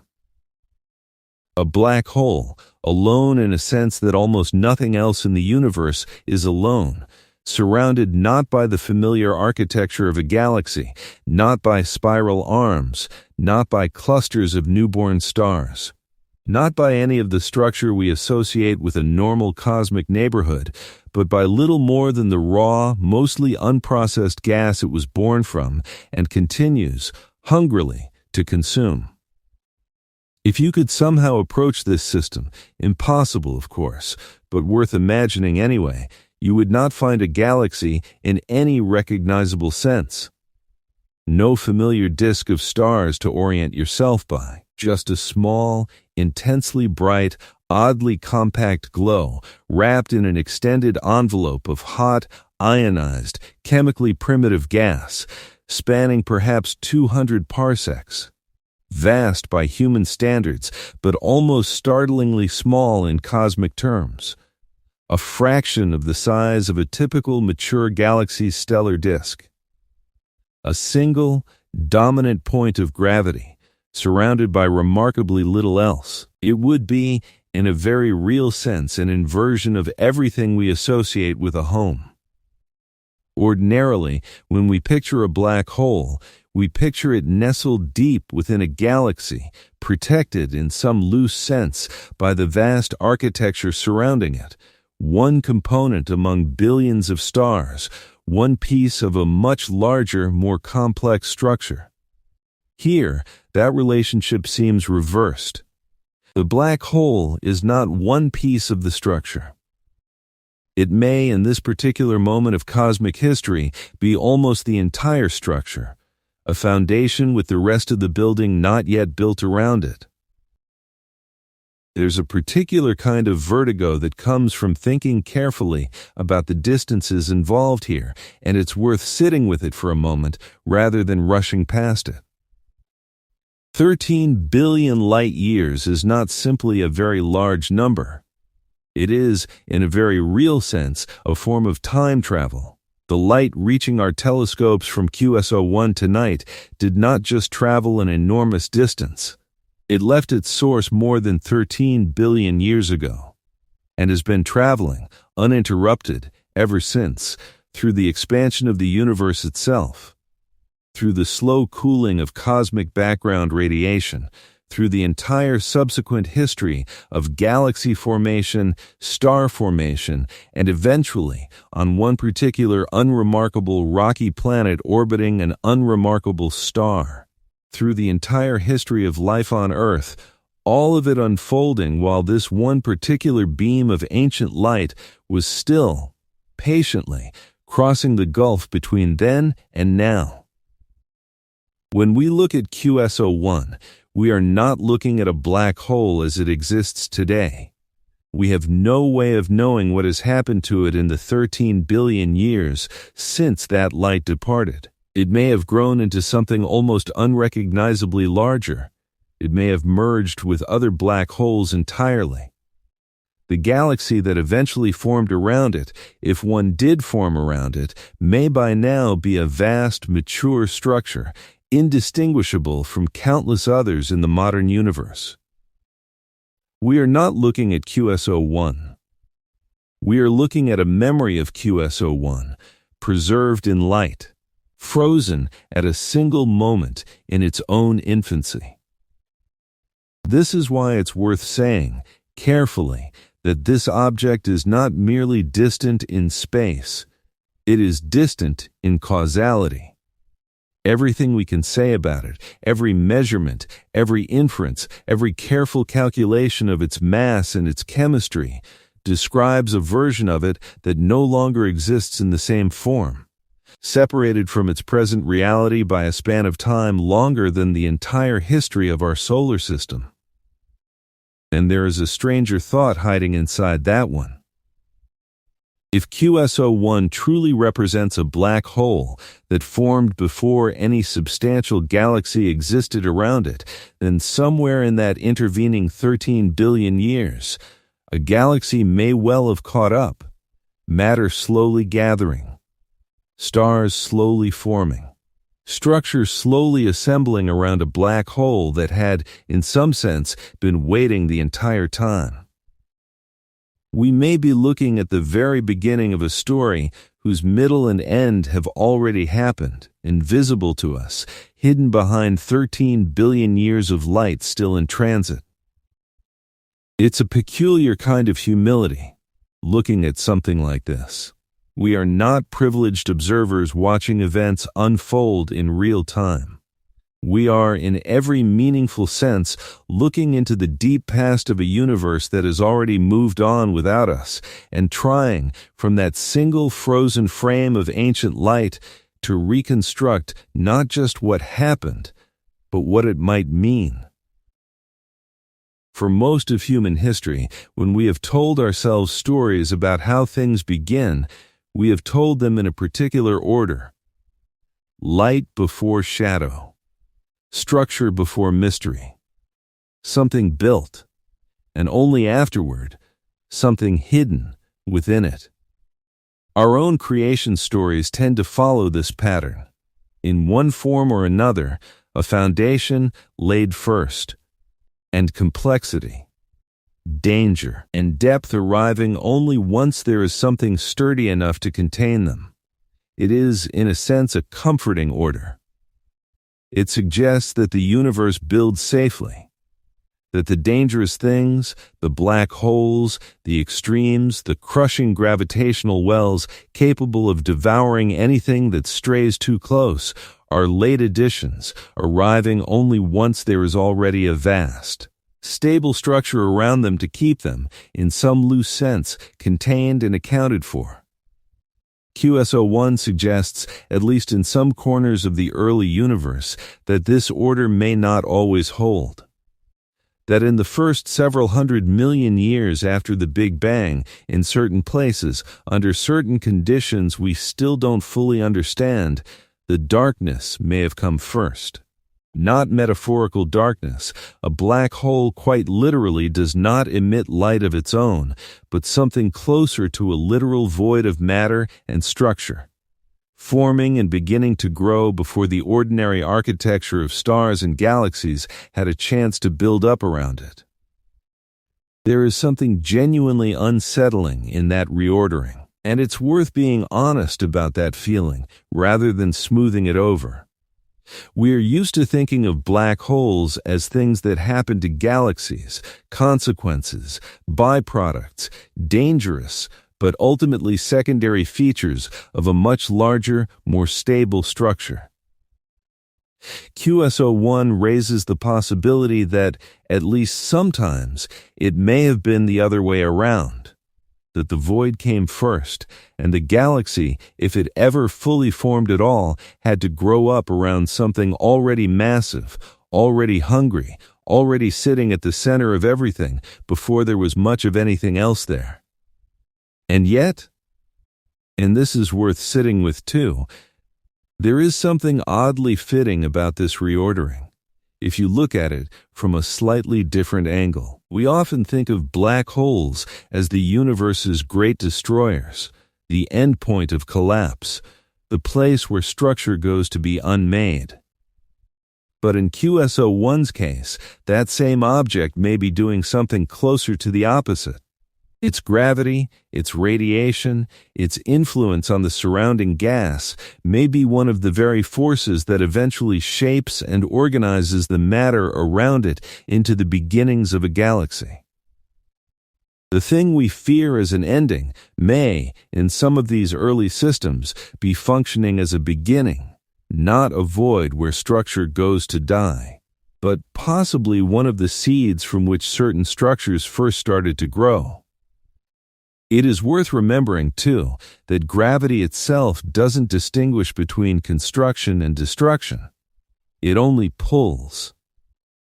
Whether that pulling collapses a cloud of gas into a star, or a much larger cloud directly into a black hole, or eventually draws scattered matter into orbit around either one, the underlying process is the same patient force, indifferent to which outcome we find comforting and which we find frightening.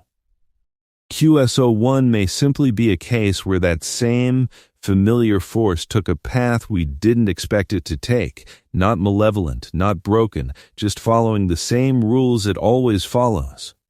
In a set of conditions rare enough that we are only now, 13 billion years later, beginning to understand what those conditions might have been. There is another layer to this worth sitting with, one that has less to do with black holes themselves and more to do with what surrounds them, that startlingly pristine gas, barely touched by the chemical fingerprints of prior stellar generations.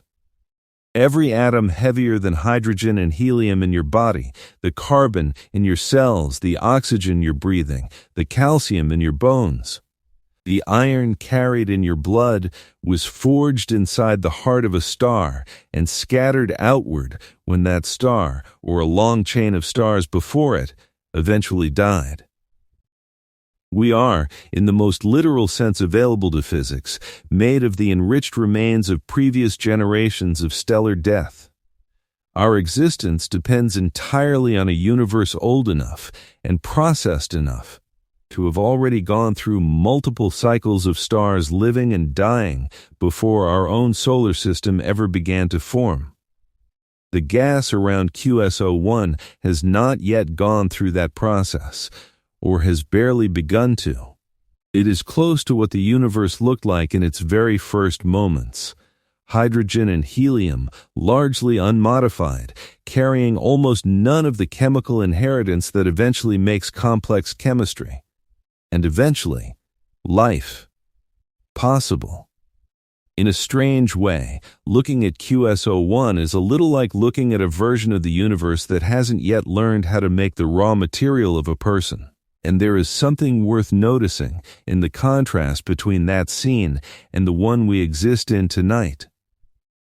We live now in a universe old enough, enriched enough, patient enough that a planet like Earth could form with the necessary chemical ingredients already present: carbon, oxygen, nitrogen, iron, all of it forged in the deaths of stars that lived and died long before our sun ever ignited. We are the product of a universe that has already been through the slow generational work that QS01's surrounding gas has barely begun.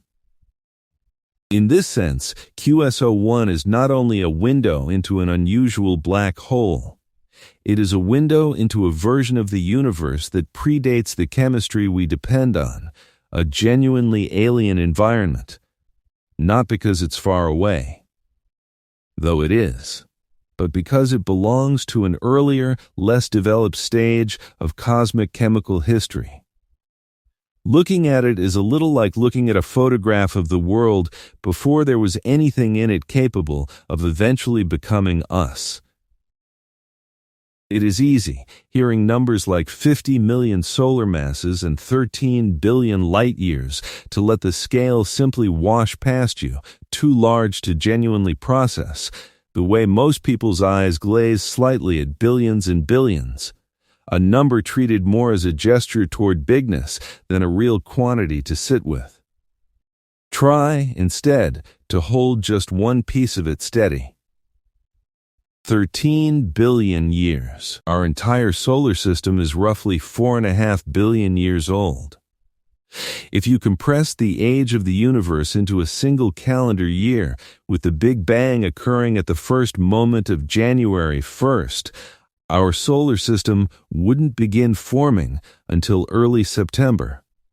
Human civilization, all of recorded history, every language, every empire, every discovery, would occupy only the last few seconds before midnight on December 31st. And the light we are examining tonight, from QS01, left its source when that same calendar year was only a few days old.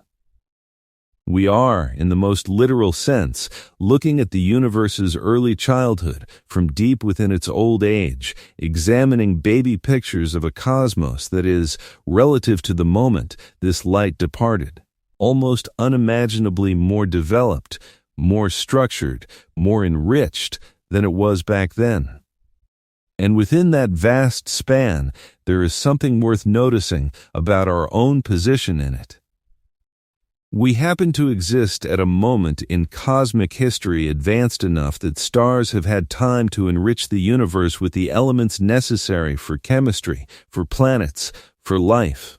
But we also happen to exist at a moment with instruments precise enough, telescopes powerful enough, curiosity organized enough to look all the way back across that entire span of development and glimpse what came before it. Earlier civilizations, if any existed in far earlier epochs of cosmic history, would have had no such view. Later ones, should any exist far enough in the future, may find that the very light we're examining tonight has by then simply run out, redshifted beyond detection. The way distant stars will eventually fade from the view of any observer far enough removed in time. We are living, in other words, in a genuinely privileged window, a moment when the deep past of the universe is still visible to us, still arriving as ancient light we can capture, measure, and try to understand before that window slowly, imperceptibly, begins to close. That is not a small thing to be part of. It is, if you let yourself sit with it, one of the more remarkable coincidences of existing at all. There is a question worth asking here, quietly, without any need to answer it definitively tonight. For decades, the relationship between black holes and galaxies was treated as one of the more settled, dependable patterns in astrophysics, measured again and again across the nearby universe, consistent enough to be taught as something close to a rule. It wasn't a wild guess. It was built on careful, repeated observation, tested against hundreds of individual galaxies, refined over years of patient work by careful scientists doing exactly what good scientists are supposed to do. And it may still be broadly correct. For the mature, nearby universe, the pattern likely still holds in the overwhelming majority of cases. What QS01 and its companions suggest is not that the rule was wrong, but that it may not be universal. That there exist conditions, early enough, rare enough, extreme enough, where the rule simply doesn't apply. Where the universe, for a brief window in its own infancy, built things in a different order than it usually does. This is worth sitting with, because it says something honest about the nature of scientific understanding more broadly. We build our picture of reality from the evidence available to us, and for most of human history, and even for most of the era of modern astronomy, our evidence was limited to what nearby, easily observed objects could tell us.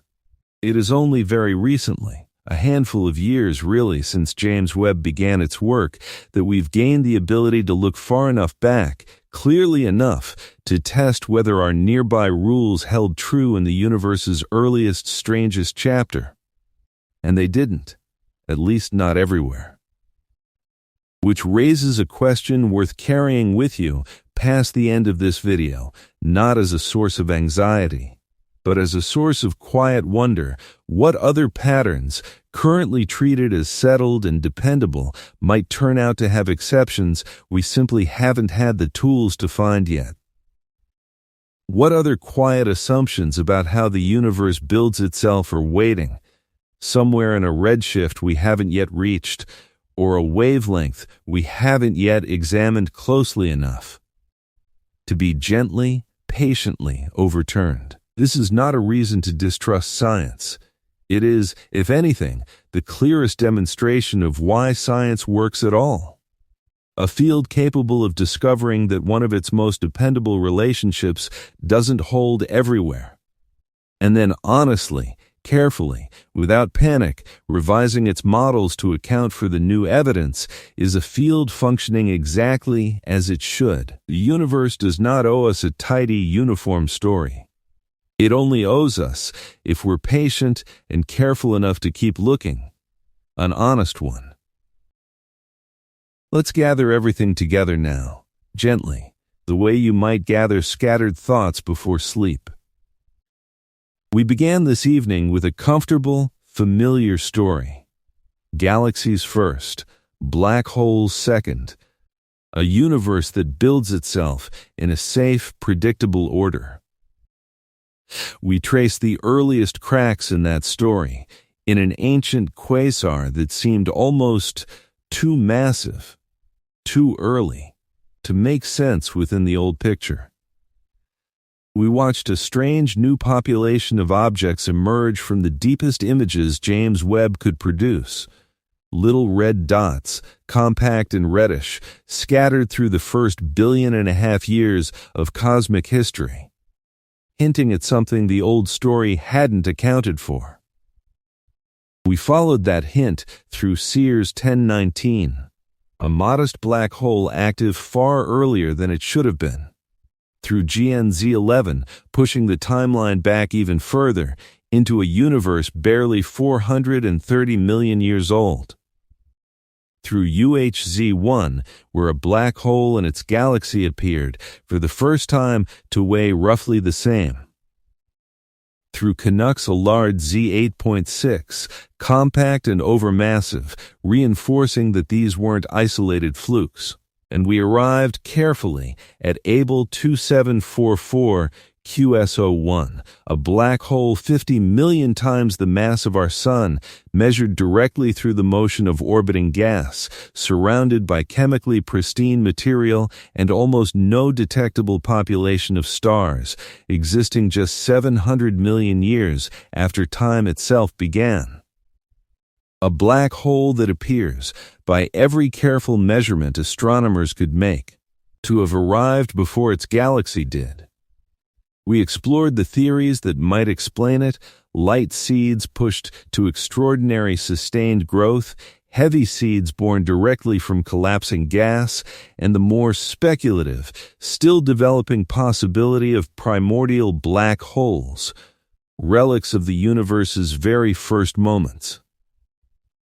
We looked at the broader population of little red dots and found it more varied than any single explanation captures, some perhaps modest black holes disguised by dense gas cocoons, others genuinely extreme like QSO1 itself.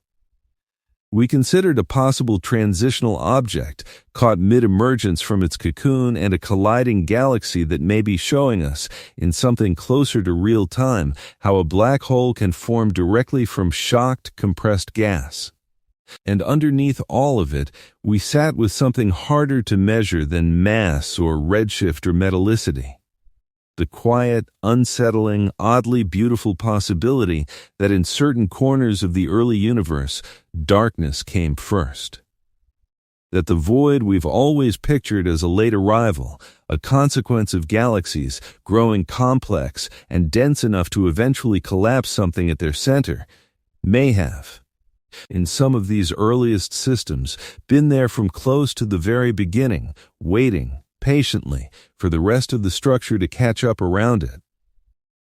None of this diminishes the universe we live in now, 13 billion years later, matured and enriched and structured in the familiar way we've come to expect. If anything, it deepens the sense that the universe we know, orderly, patient, built up slowly and carefully over billions of years of stellar life and death, is not the only way things could have unfolded. It is one outcome among what may be several, shaped by conditions we are still, carefully, patiently, trying to understand. There is a phrase that gets used often in stories like this one, and it's worth returning to it tonight, not as a cliché, but as something to actually sit with. We are made of star matter. The atoms in your body, the calcium in your bones, the oxygen in your lungs, the iron carried through your blood with every heartbeat, were forged inside the cores of stars that lived and died long before our solar system ever began to take shape. We are not separate from the universe we're studying tonight. We are one of the ways it eventually became capable of studying itself. Consider what had to happen for this particular moment to exist, for a conversation like this one, tonight, to be possible at all. A universe had to expand and cool from an unimaginably hot, dense beginning. Gas had to gather, under gravity's patient pull, into the first generation of stars. Those stars had to live, forge heavier elements in their cores, and die, scattering that chemical inheritance outward into the surrounding space. Later generations of stars had to form from that enriched material, some of them accompanied by planets, one of those planets orbiting a modest, unremarkable star roughly 4.5 billion years ago. On that planet, chemistry had to organize itself into something capable of replicating, adapting, evolving across billions of years through countless dead ends and quiet successes, until eventually, astonishingly, something emerged capable of building a telescope, launching it 1,000,000 miles from home, and pointing it back across 13 billion years of cosmic history to ask a simple, remarkable question. What happened here? At the very beginning. QSO-1 does not know it is being observed. It cannot. It is, by its very nature, an object defined by the absence of light escaping outward, sitting in a moment of cosmic history so ancient that nothing resembling awareness existed anywhere nearby to notice it. And yet, 13 billion years later, on the far side of an almost incomprehensible gulf of space and time, something did notice. Something built the instruments capable of tracing the motion of gas orbiting a black hole across that entire distance, and turned that ancient light into a number, into a mass, into a story we could sit with together, tonight, trying to understand what it means. That is, in its own quiet way, one of the more remarkable things the universe has managed to do with 13 billion years. It built something patient enough, curious enough, and capable enough to look all the way back at its own beginning and start, carefully, piece by piece, trying to understand it. To really appreciate how strange QSO-1 is, it helps to have a clear picture of what normal black hole growth looks like, the quiet, patient process happening at the center of galaxies like our own, right now, tonight, while you listen. At the center of the Milky Way sits Sagittarius A, a supermassive black hole weighing approximately 4.6 million times the mass of our Sun. By the standards of supermassive black holes, this is a modest figure, smaller in fact than the black hole measured in QSO-1, despite our galaxy having had over 13 billion years to grow it, compared to QSO-1's mere 700 million. Sagittarius A is embedded deep within an enormous mature galaxy, a spiral disk containing hundreds of billions of stars, spanning roughly 100,000 light-years across.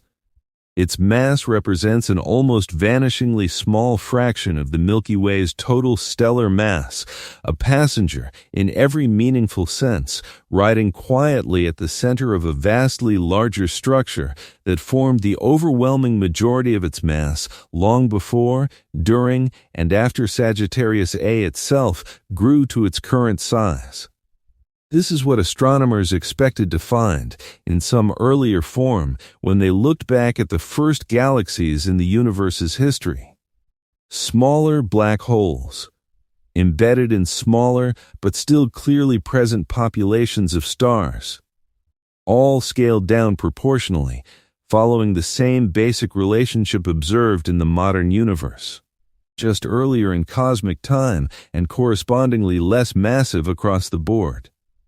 Sagittarius A feeds gently, occasionally, on gas and the rare unlucky star that strays too close to its immediate vicinity, growing at a slow, almost leisurely pace compared to the extreme, sustained accretion rates that would be required to explain something like QSO-1's black hole in the available time.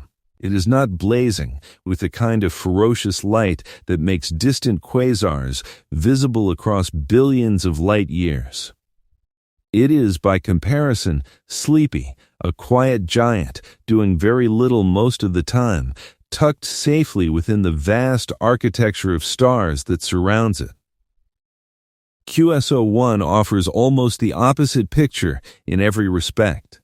A black hole comparable in mass to Sagittarius A, or in some of these early cases larger, existing in a universe less than 5% of its current age, without the vast surrounding architecture of stars that took our own galaxy billions of patient years to build.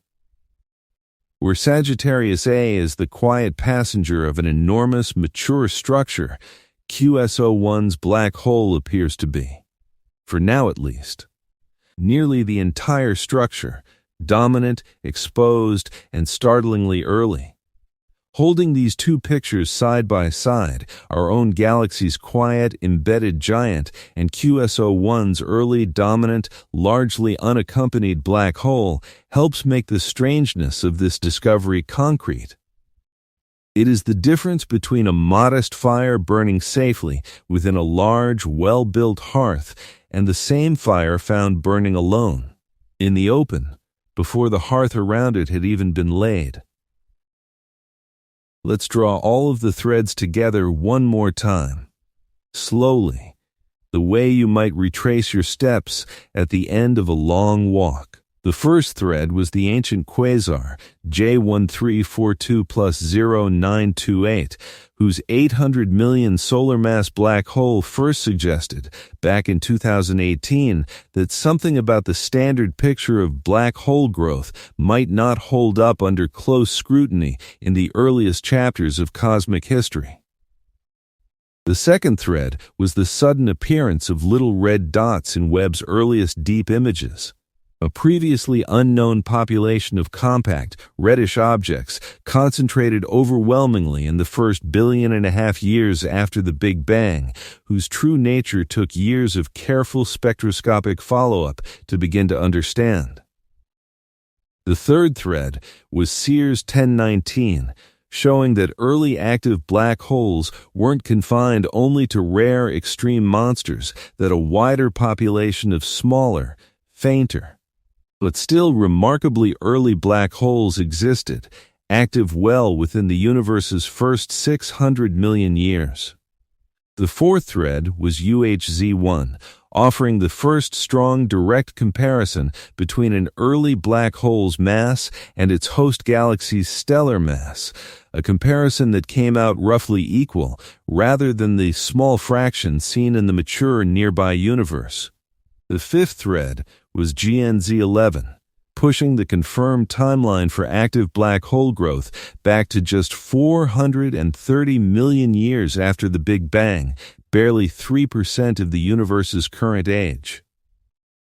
The sixth thread was Canucks Lard Z8.6, another compact, overmassive system, reinforcing that these strange early black holes were not isolated anomalies, but part of a recurring, if still poorly understood, pattern. And the seventh thread, the one this entire journey has been building toward, was Abell 2744 QS01, a black hole measured directly through the motion of its surrounding gas at 50 million solar masses, sitting in chemically near pristine material, with a stellar host so faint it barely registers in even Webb's most sensitive observations, existing just 700 million years after the beginning of everything. 7 threads, each one on its own a genuine surprise, together forming a picture too consistent, too repeated, too directly measured to explain away as coincidence or observational error. A picture suggesting that somewhere in the earliest chapters of cosmic history, in certain rare and still not fully understood conditions, black holes may not have waited for their galaxies. They may have arrived first. There's one more piece of context worth adding here, because it connects tonight's discovery to a much larger, older mystery in cosmology, one that has nothing to do with any single object and everything to do with the universe as a whole. For a few 100 million years after the Big Bang, the universe was filled with a thick fog of neutral hydrogen gas, cool, mostly unionized, opaque enough to block much of the light produced by the very first stars and galaxies from traveling freely across space. Astronomers call this period the cosmic dark ages, followed by an era known as reionization, during which some source of intense radiation gradually stripped electrons from that neutral hydrogen fog, ionizing it, and clearing the universe into the transparent state it remains in today. For decades, the leading candidates for that ionizing source were the first generations of massive, hot, ultraviolet bright stars, and the early galaxies that hosted them. It made intuitive sense. Within the standard picture, galaxies form first, populate themselves with hot young stars, and those stars produce enough ultraviolet radiation, collectively, to slowly clear the surrounding fog.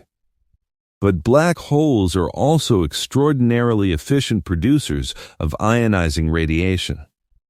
An actively accreting black hole, gas spiraling inward, heating to extreme temperatures, radiating fiercely across a wide range of wavelengths, including the high-energy end of the spectrum, can, in principle, contribute significantly to this same reionization process. If black holes like the one found in QS01 turn out to be more common throughout the early universe than previously assumed, existing earlier, and in some cases more independently of fully formed galaxies than the standard picture allowed, they may represent a previously underappreciated contributor to how quickly the universe's neutral hydrogen fog was cleared. This is, it's worth being clear, still an open and actively debated question, not a settled conclusion drawn directly from QS01 itself. But it illustrates something important about why a single strange object, studied carefully enough, can ripple outward into much larger questions. QS01 isn't only interesting because of what it tells us about one black hole's unusual formation history.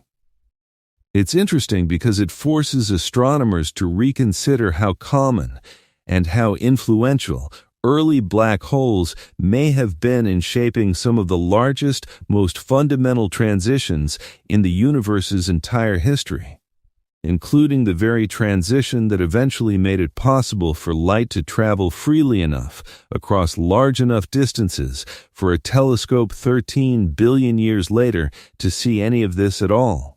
In a strange, quiet way, if this connection holds up under further study, it would mean that objects like QS01's black hole may have played a small role in clearing the path for their own eventual discovery, helping alongside the first generations of stars to render the universe transparent enough that its own ancient light could someday cross the gulf of cosmic time and reach an instrument built specifically to receive it.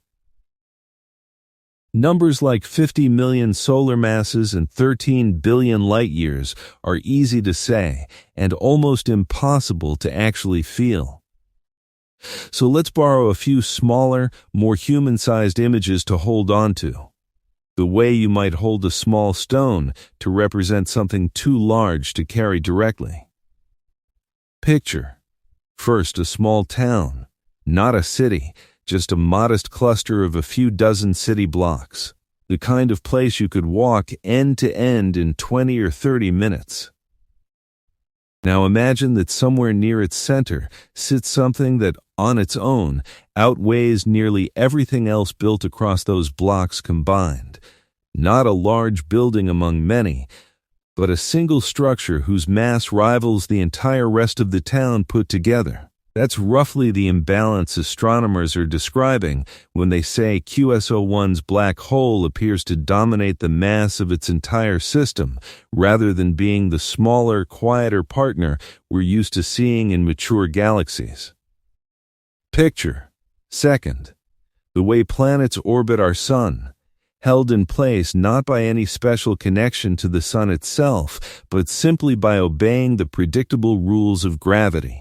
The same rules first written down clearly by Isaac Newton and later refined by Einstein. The gas swirling around QS01's black hole obeys those exact same rules. Keplerian motion, astronomers call it. the same physics governing Earth's yearly path around the Sun. The difference is simply what sits at the center, not a star, quietly fusing hydrogen into helium, radiating warmth and light, but an object so dense that light itself cannot escape its pull. And picture, third, that ember of light, split into three faint, separate images across Webb's field of view by the gravity of Pandora's cluster, a single ancient point of light, bent and duplicated by the curvature of space itself, arriving at our detectors not as one clean signal, but as three overlapping echoes of the same distant source.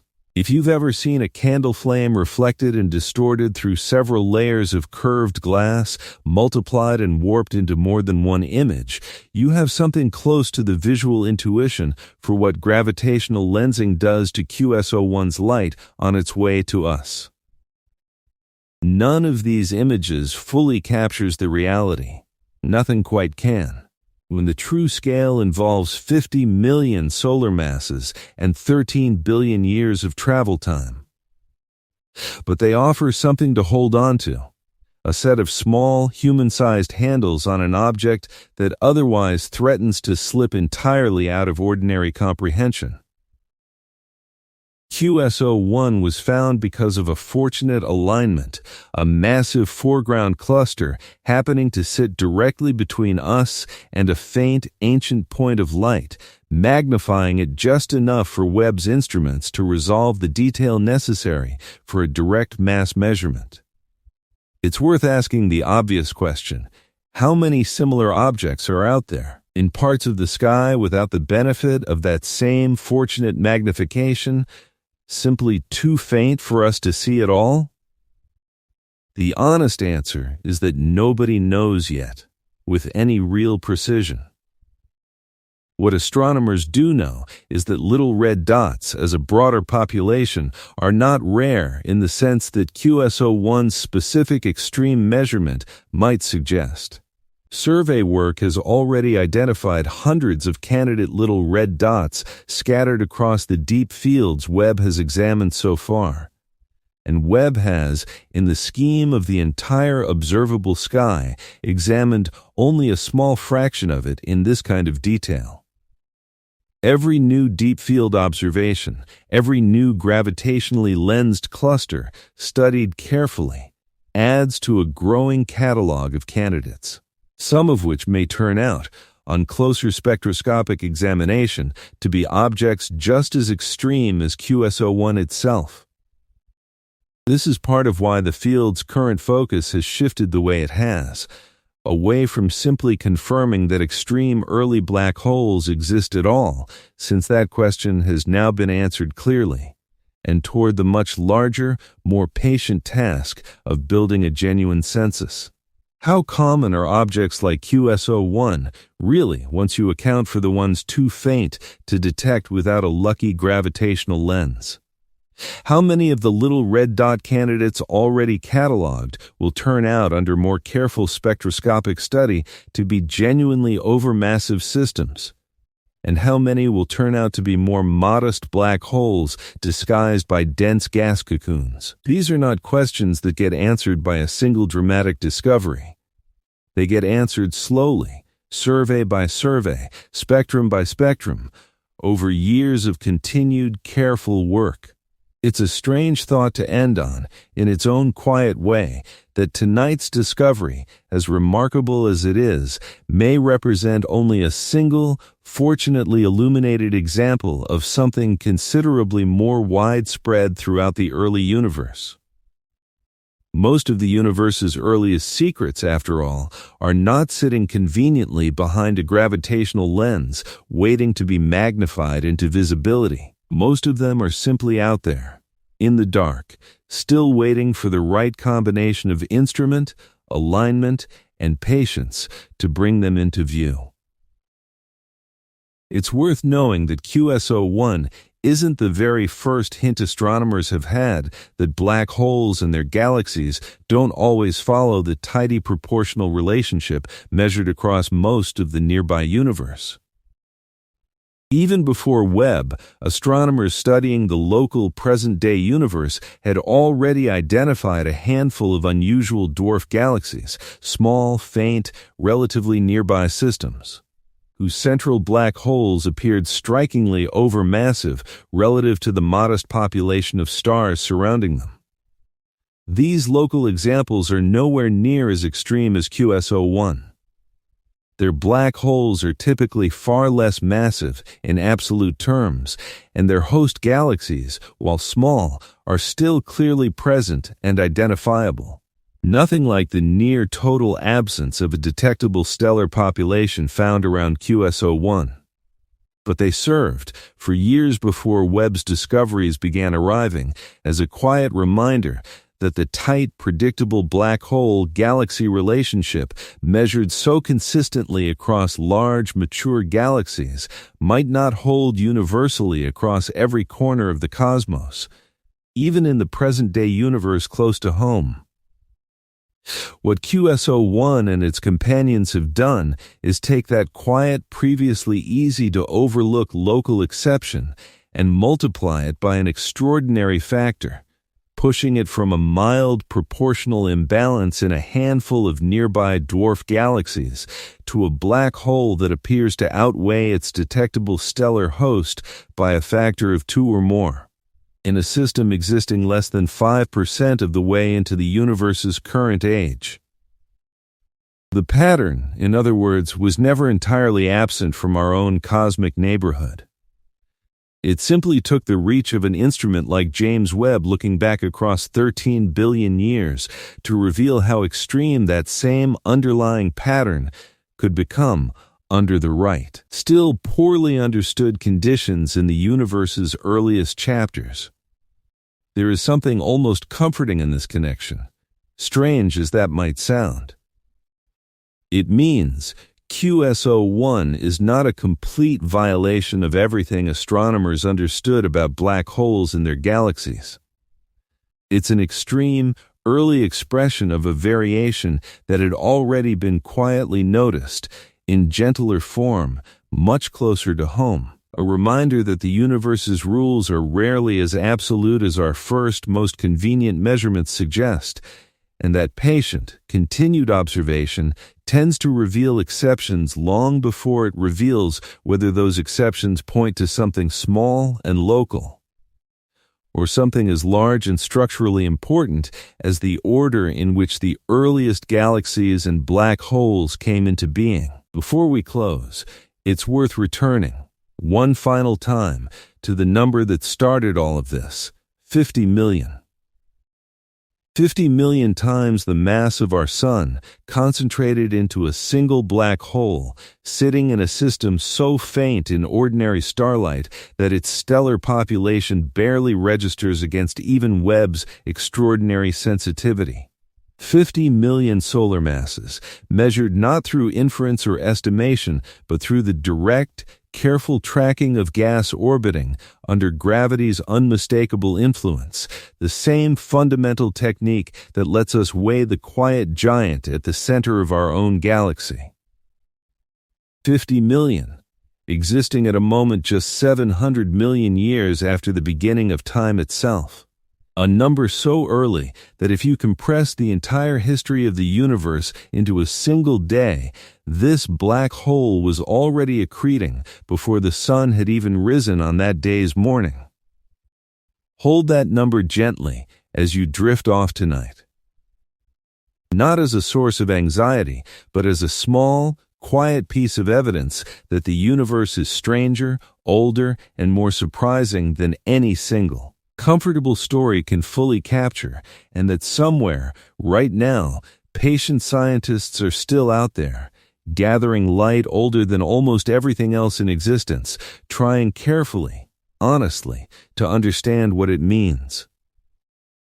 It's worth pausing, before we close, to appreciate the quiet, unglamorous process that stands behind every number we've discussed tonight. Because that process is, in its own way, as remarkable as the discovery itself. None of tonight's findings arrived as a single announcement, except it immediately and without question. QSO-1's dynamical mass measurement went through the same careful process every major astronomical result goes through. The researchers who made the observation wrote up their methods and their reasoning in exhaustive detail, submitted their findings to a journal, in this case, Nature, one of the most rigorously reviewed publications in all of science, and had their work scrutinized by other scientists, experts in the same field, whose job was specifically to look for errors, alternative explanations, and weaknesses in the analysis before the result was ever allowed to be published. Even after publication, the process doesn't stop. Other research teams, using the same publicly available data or new follow-up observations of their own, continue testing the result, trying to reproduce it, trying to break it, looking for details the original team might have missed. The follow-up MEMRA's study on QSO-1's chemical environment is itself an example of this ongoing scrutiny, an independent team examining the same object in greater depth, testing whether the pristine gas environment held up under closer examination, and being explicit and careful about which explanations were well supported and which remained speculative. This is why, throughout tonight's exploration, we've tried to be careful about which claims are firmly established and which remain open, actively debated possibilities. It would be easy to simplify this story into a single, dramatic headline: a black hole with no galaxy, defying everything astronomers thought they knew, and there is real truth buried inside that simplified version. But the fuller, more honest story is quieter and in some ways more impressive: a global community of careful scientists testing each other's work, openly disagreeing about the right interpretation, revising earlier estimates when better data arrives, and slowly, collectively, building a more accurate picture of what actually happened in the universe's first several 100 million years. That process, patient, self-correcting, willing to be wrong and then quietly fix itself, is arguably the real subject of tonight's story, every bit as much as the black hole itself. QSO-1 is remarkable. But the fact that a small community of researchers, working across observatories and continents in years of painstaking analysis, could locate it, measure it, question their own methods, test alternative explanations, and eventually arrive at a result solid enough to reshape part of our understanding of cosmic history, that too is worth sitting with, quietly, as you close your eyes tonight. There's a particular kind of quiet that settles in after spending this much time with a single, distant object, the way a room feels different after you've been sitting in the dark long enough for your eyes to adjust, noticing details that weren't visible at first glance. We've spent this evening with a black hole most people will never hear of, orbiting no memorable name, tucked inside a technical designation, a Bell 2744 QSO-1, that reads more like an inventory number than the name of something genuinely capable of reshaping part of how we understand the universe's early history. It has no light of its own to offer us directly. Only the faint, second-hand glow of gas caught in its gravity, stretched and magnified by a fortunate alignment of a foreground galaxy cluster, arriving after a journey longer than almost anything else we could possibly discuss. And yet, sitting with it this long, turning it over slowly, from as many angles as the evidence allows, its mass, its missing galaxy, its startlingly pristine chemistry, its place in a growing family of similarly strange early objects, it stops feeling like an obscure technical curiosity and starts feeling like something closer to a genuine story. A story about an object that may have broken the rules everyone expected it to follow. Quietly, 13 billion years ago, Long before there was anyone here to notice or to mind. There is no tidy moral to take from an object like this, and it wouldn't be honest to pretend otherwise. It doesn't resolve neatly. It doesn't hand us a clean, satisfying answer to carry away. What it offers instead is something quieter, and in its own way more valuable, a reminder that the universe is still, even now, capable of surprising the people patient enough to keep looking closely at it. That the picture we have of how things began is provisional, revisable, built from the best evidence currently available, and genuinely open to being rewritten by the next deep field, the next gravitationally lensed cluster, the next patient measurement of gas orbiting something we can't see directly. That, more than any single number, is probably the right note to carry with you as we close. For a little while now, we've been standing at the very edge of what our instruments can reach, 13 billion light years out, 700 million years into a universe still finding its shape. Watching gas spiral around a black hole that arrived, it seems, before anything else had the chance to. It's a strange place to have spent an evening, so let's come back, slowly, the way you might walk back from the edge of a cliff after standing there a little too long, taking in a view too large to hold comfortably in your chest. You are here now.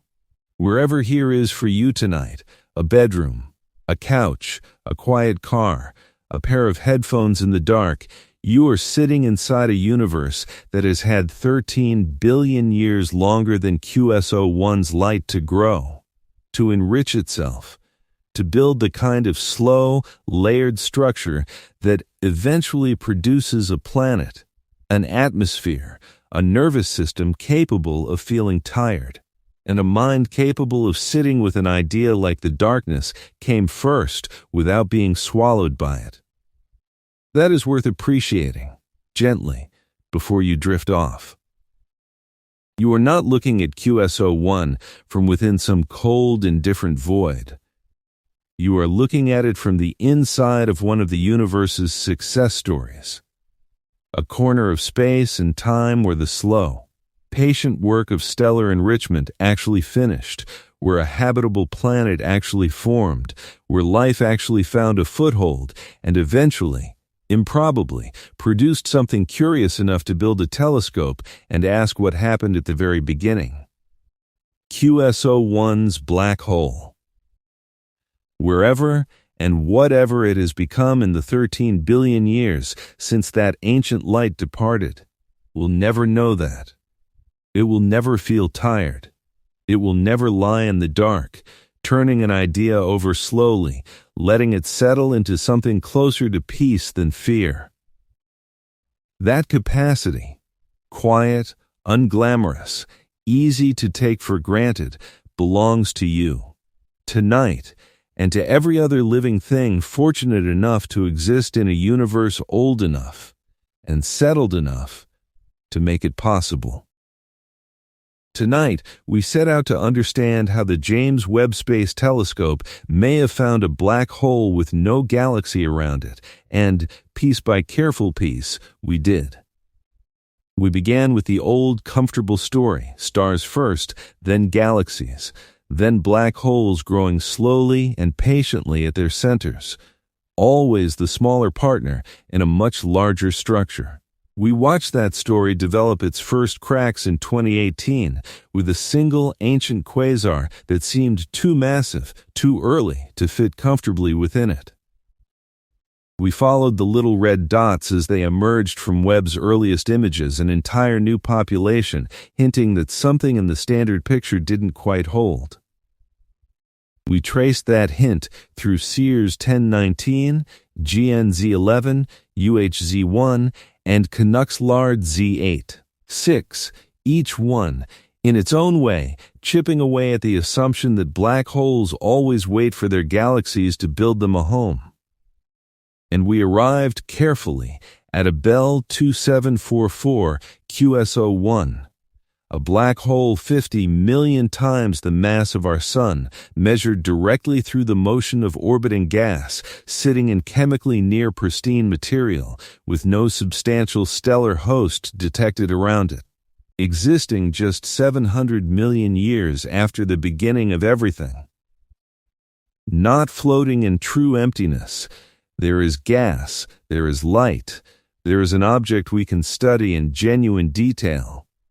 But strikingly, measurably alone in the one sense that matters most for this story. It appears to have arrived before the galaxy that should, by every rule astronomers have learned from the nearby universe, already surround it. We sat with the theories that might explain it, and were honest about the fact that none of them fully resolve the mystery yet.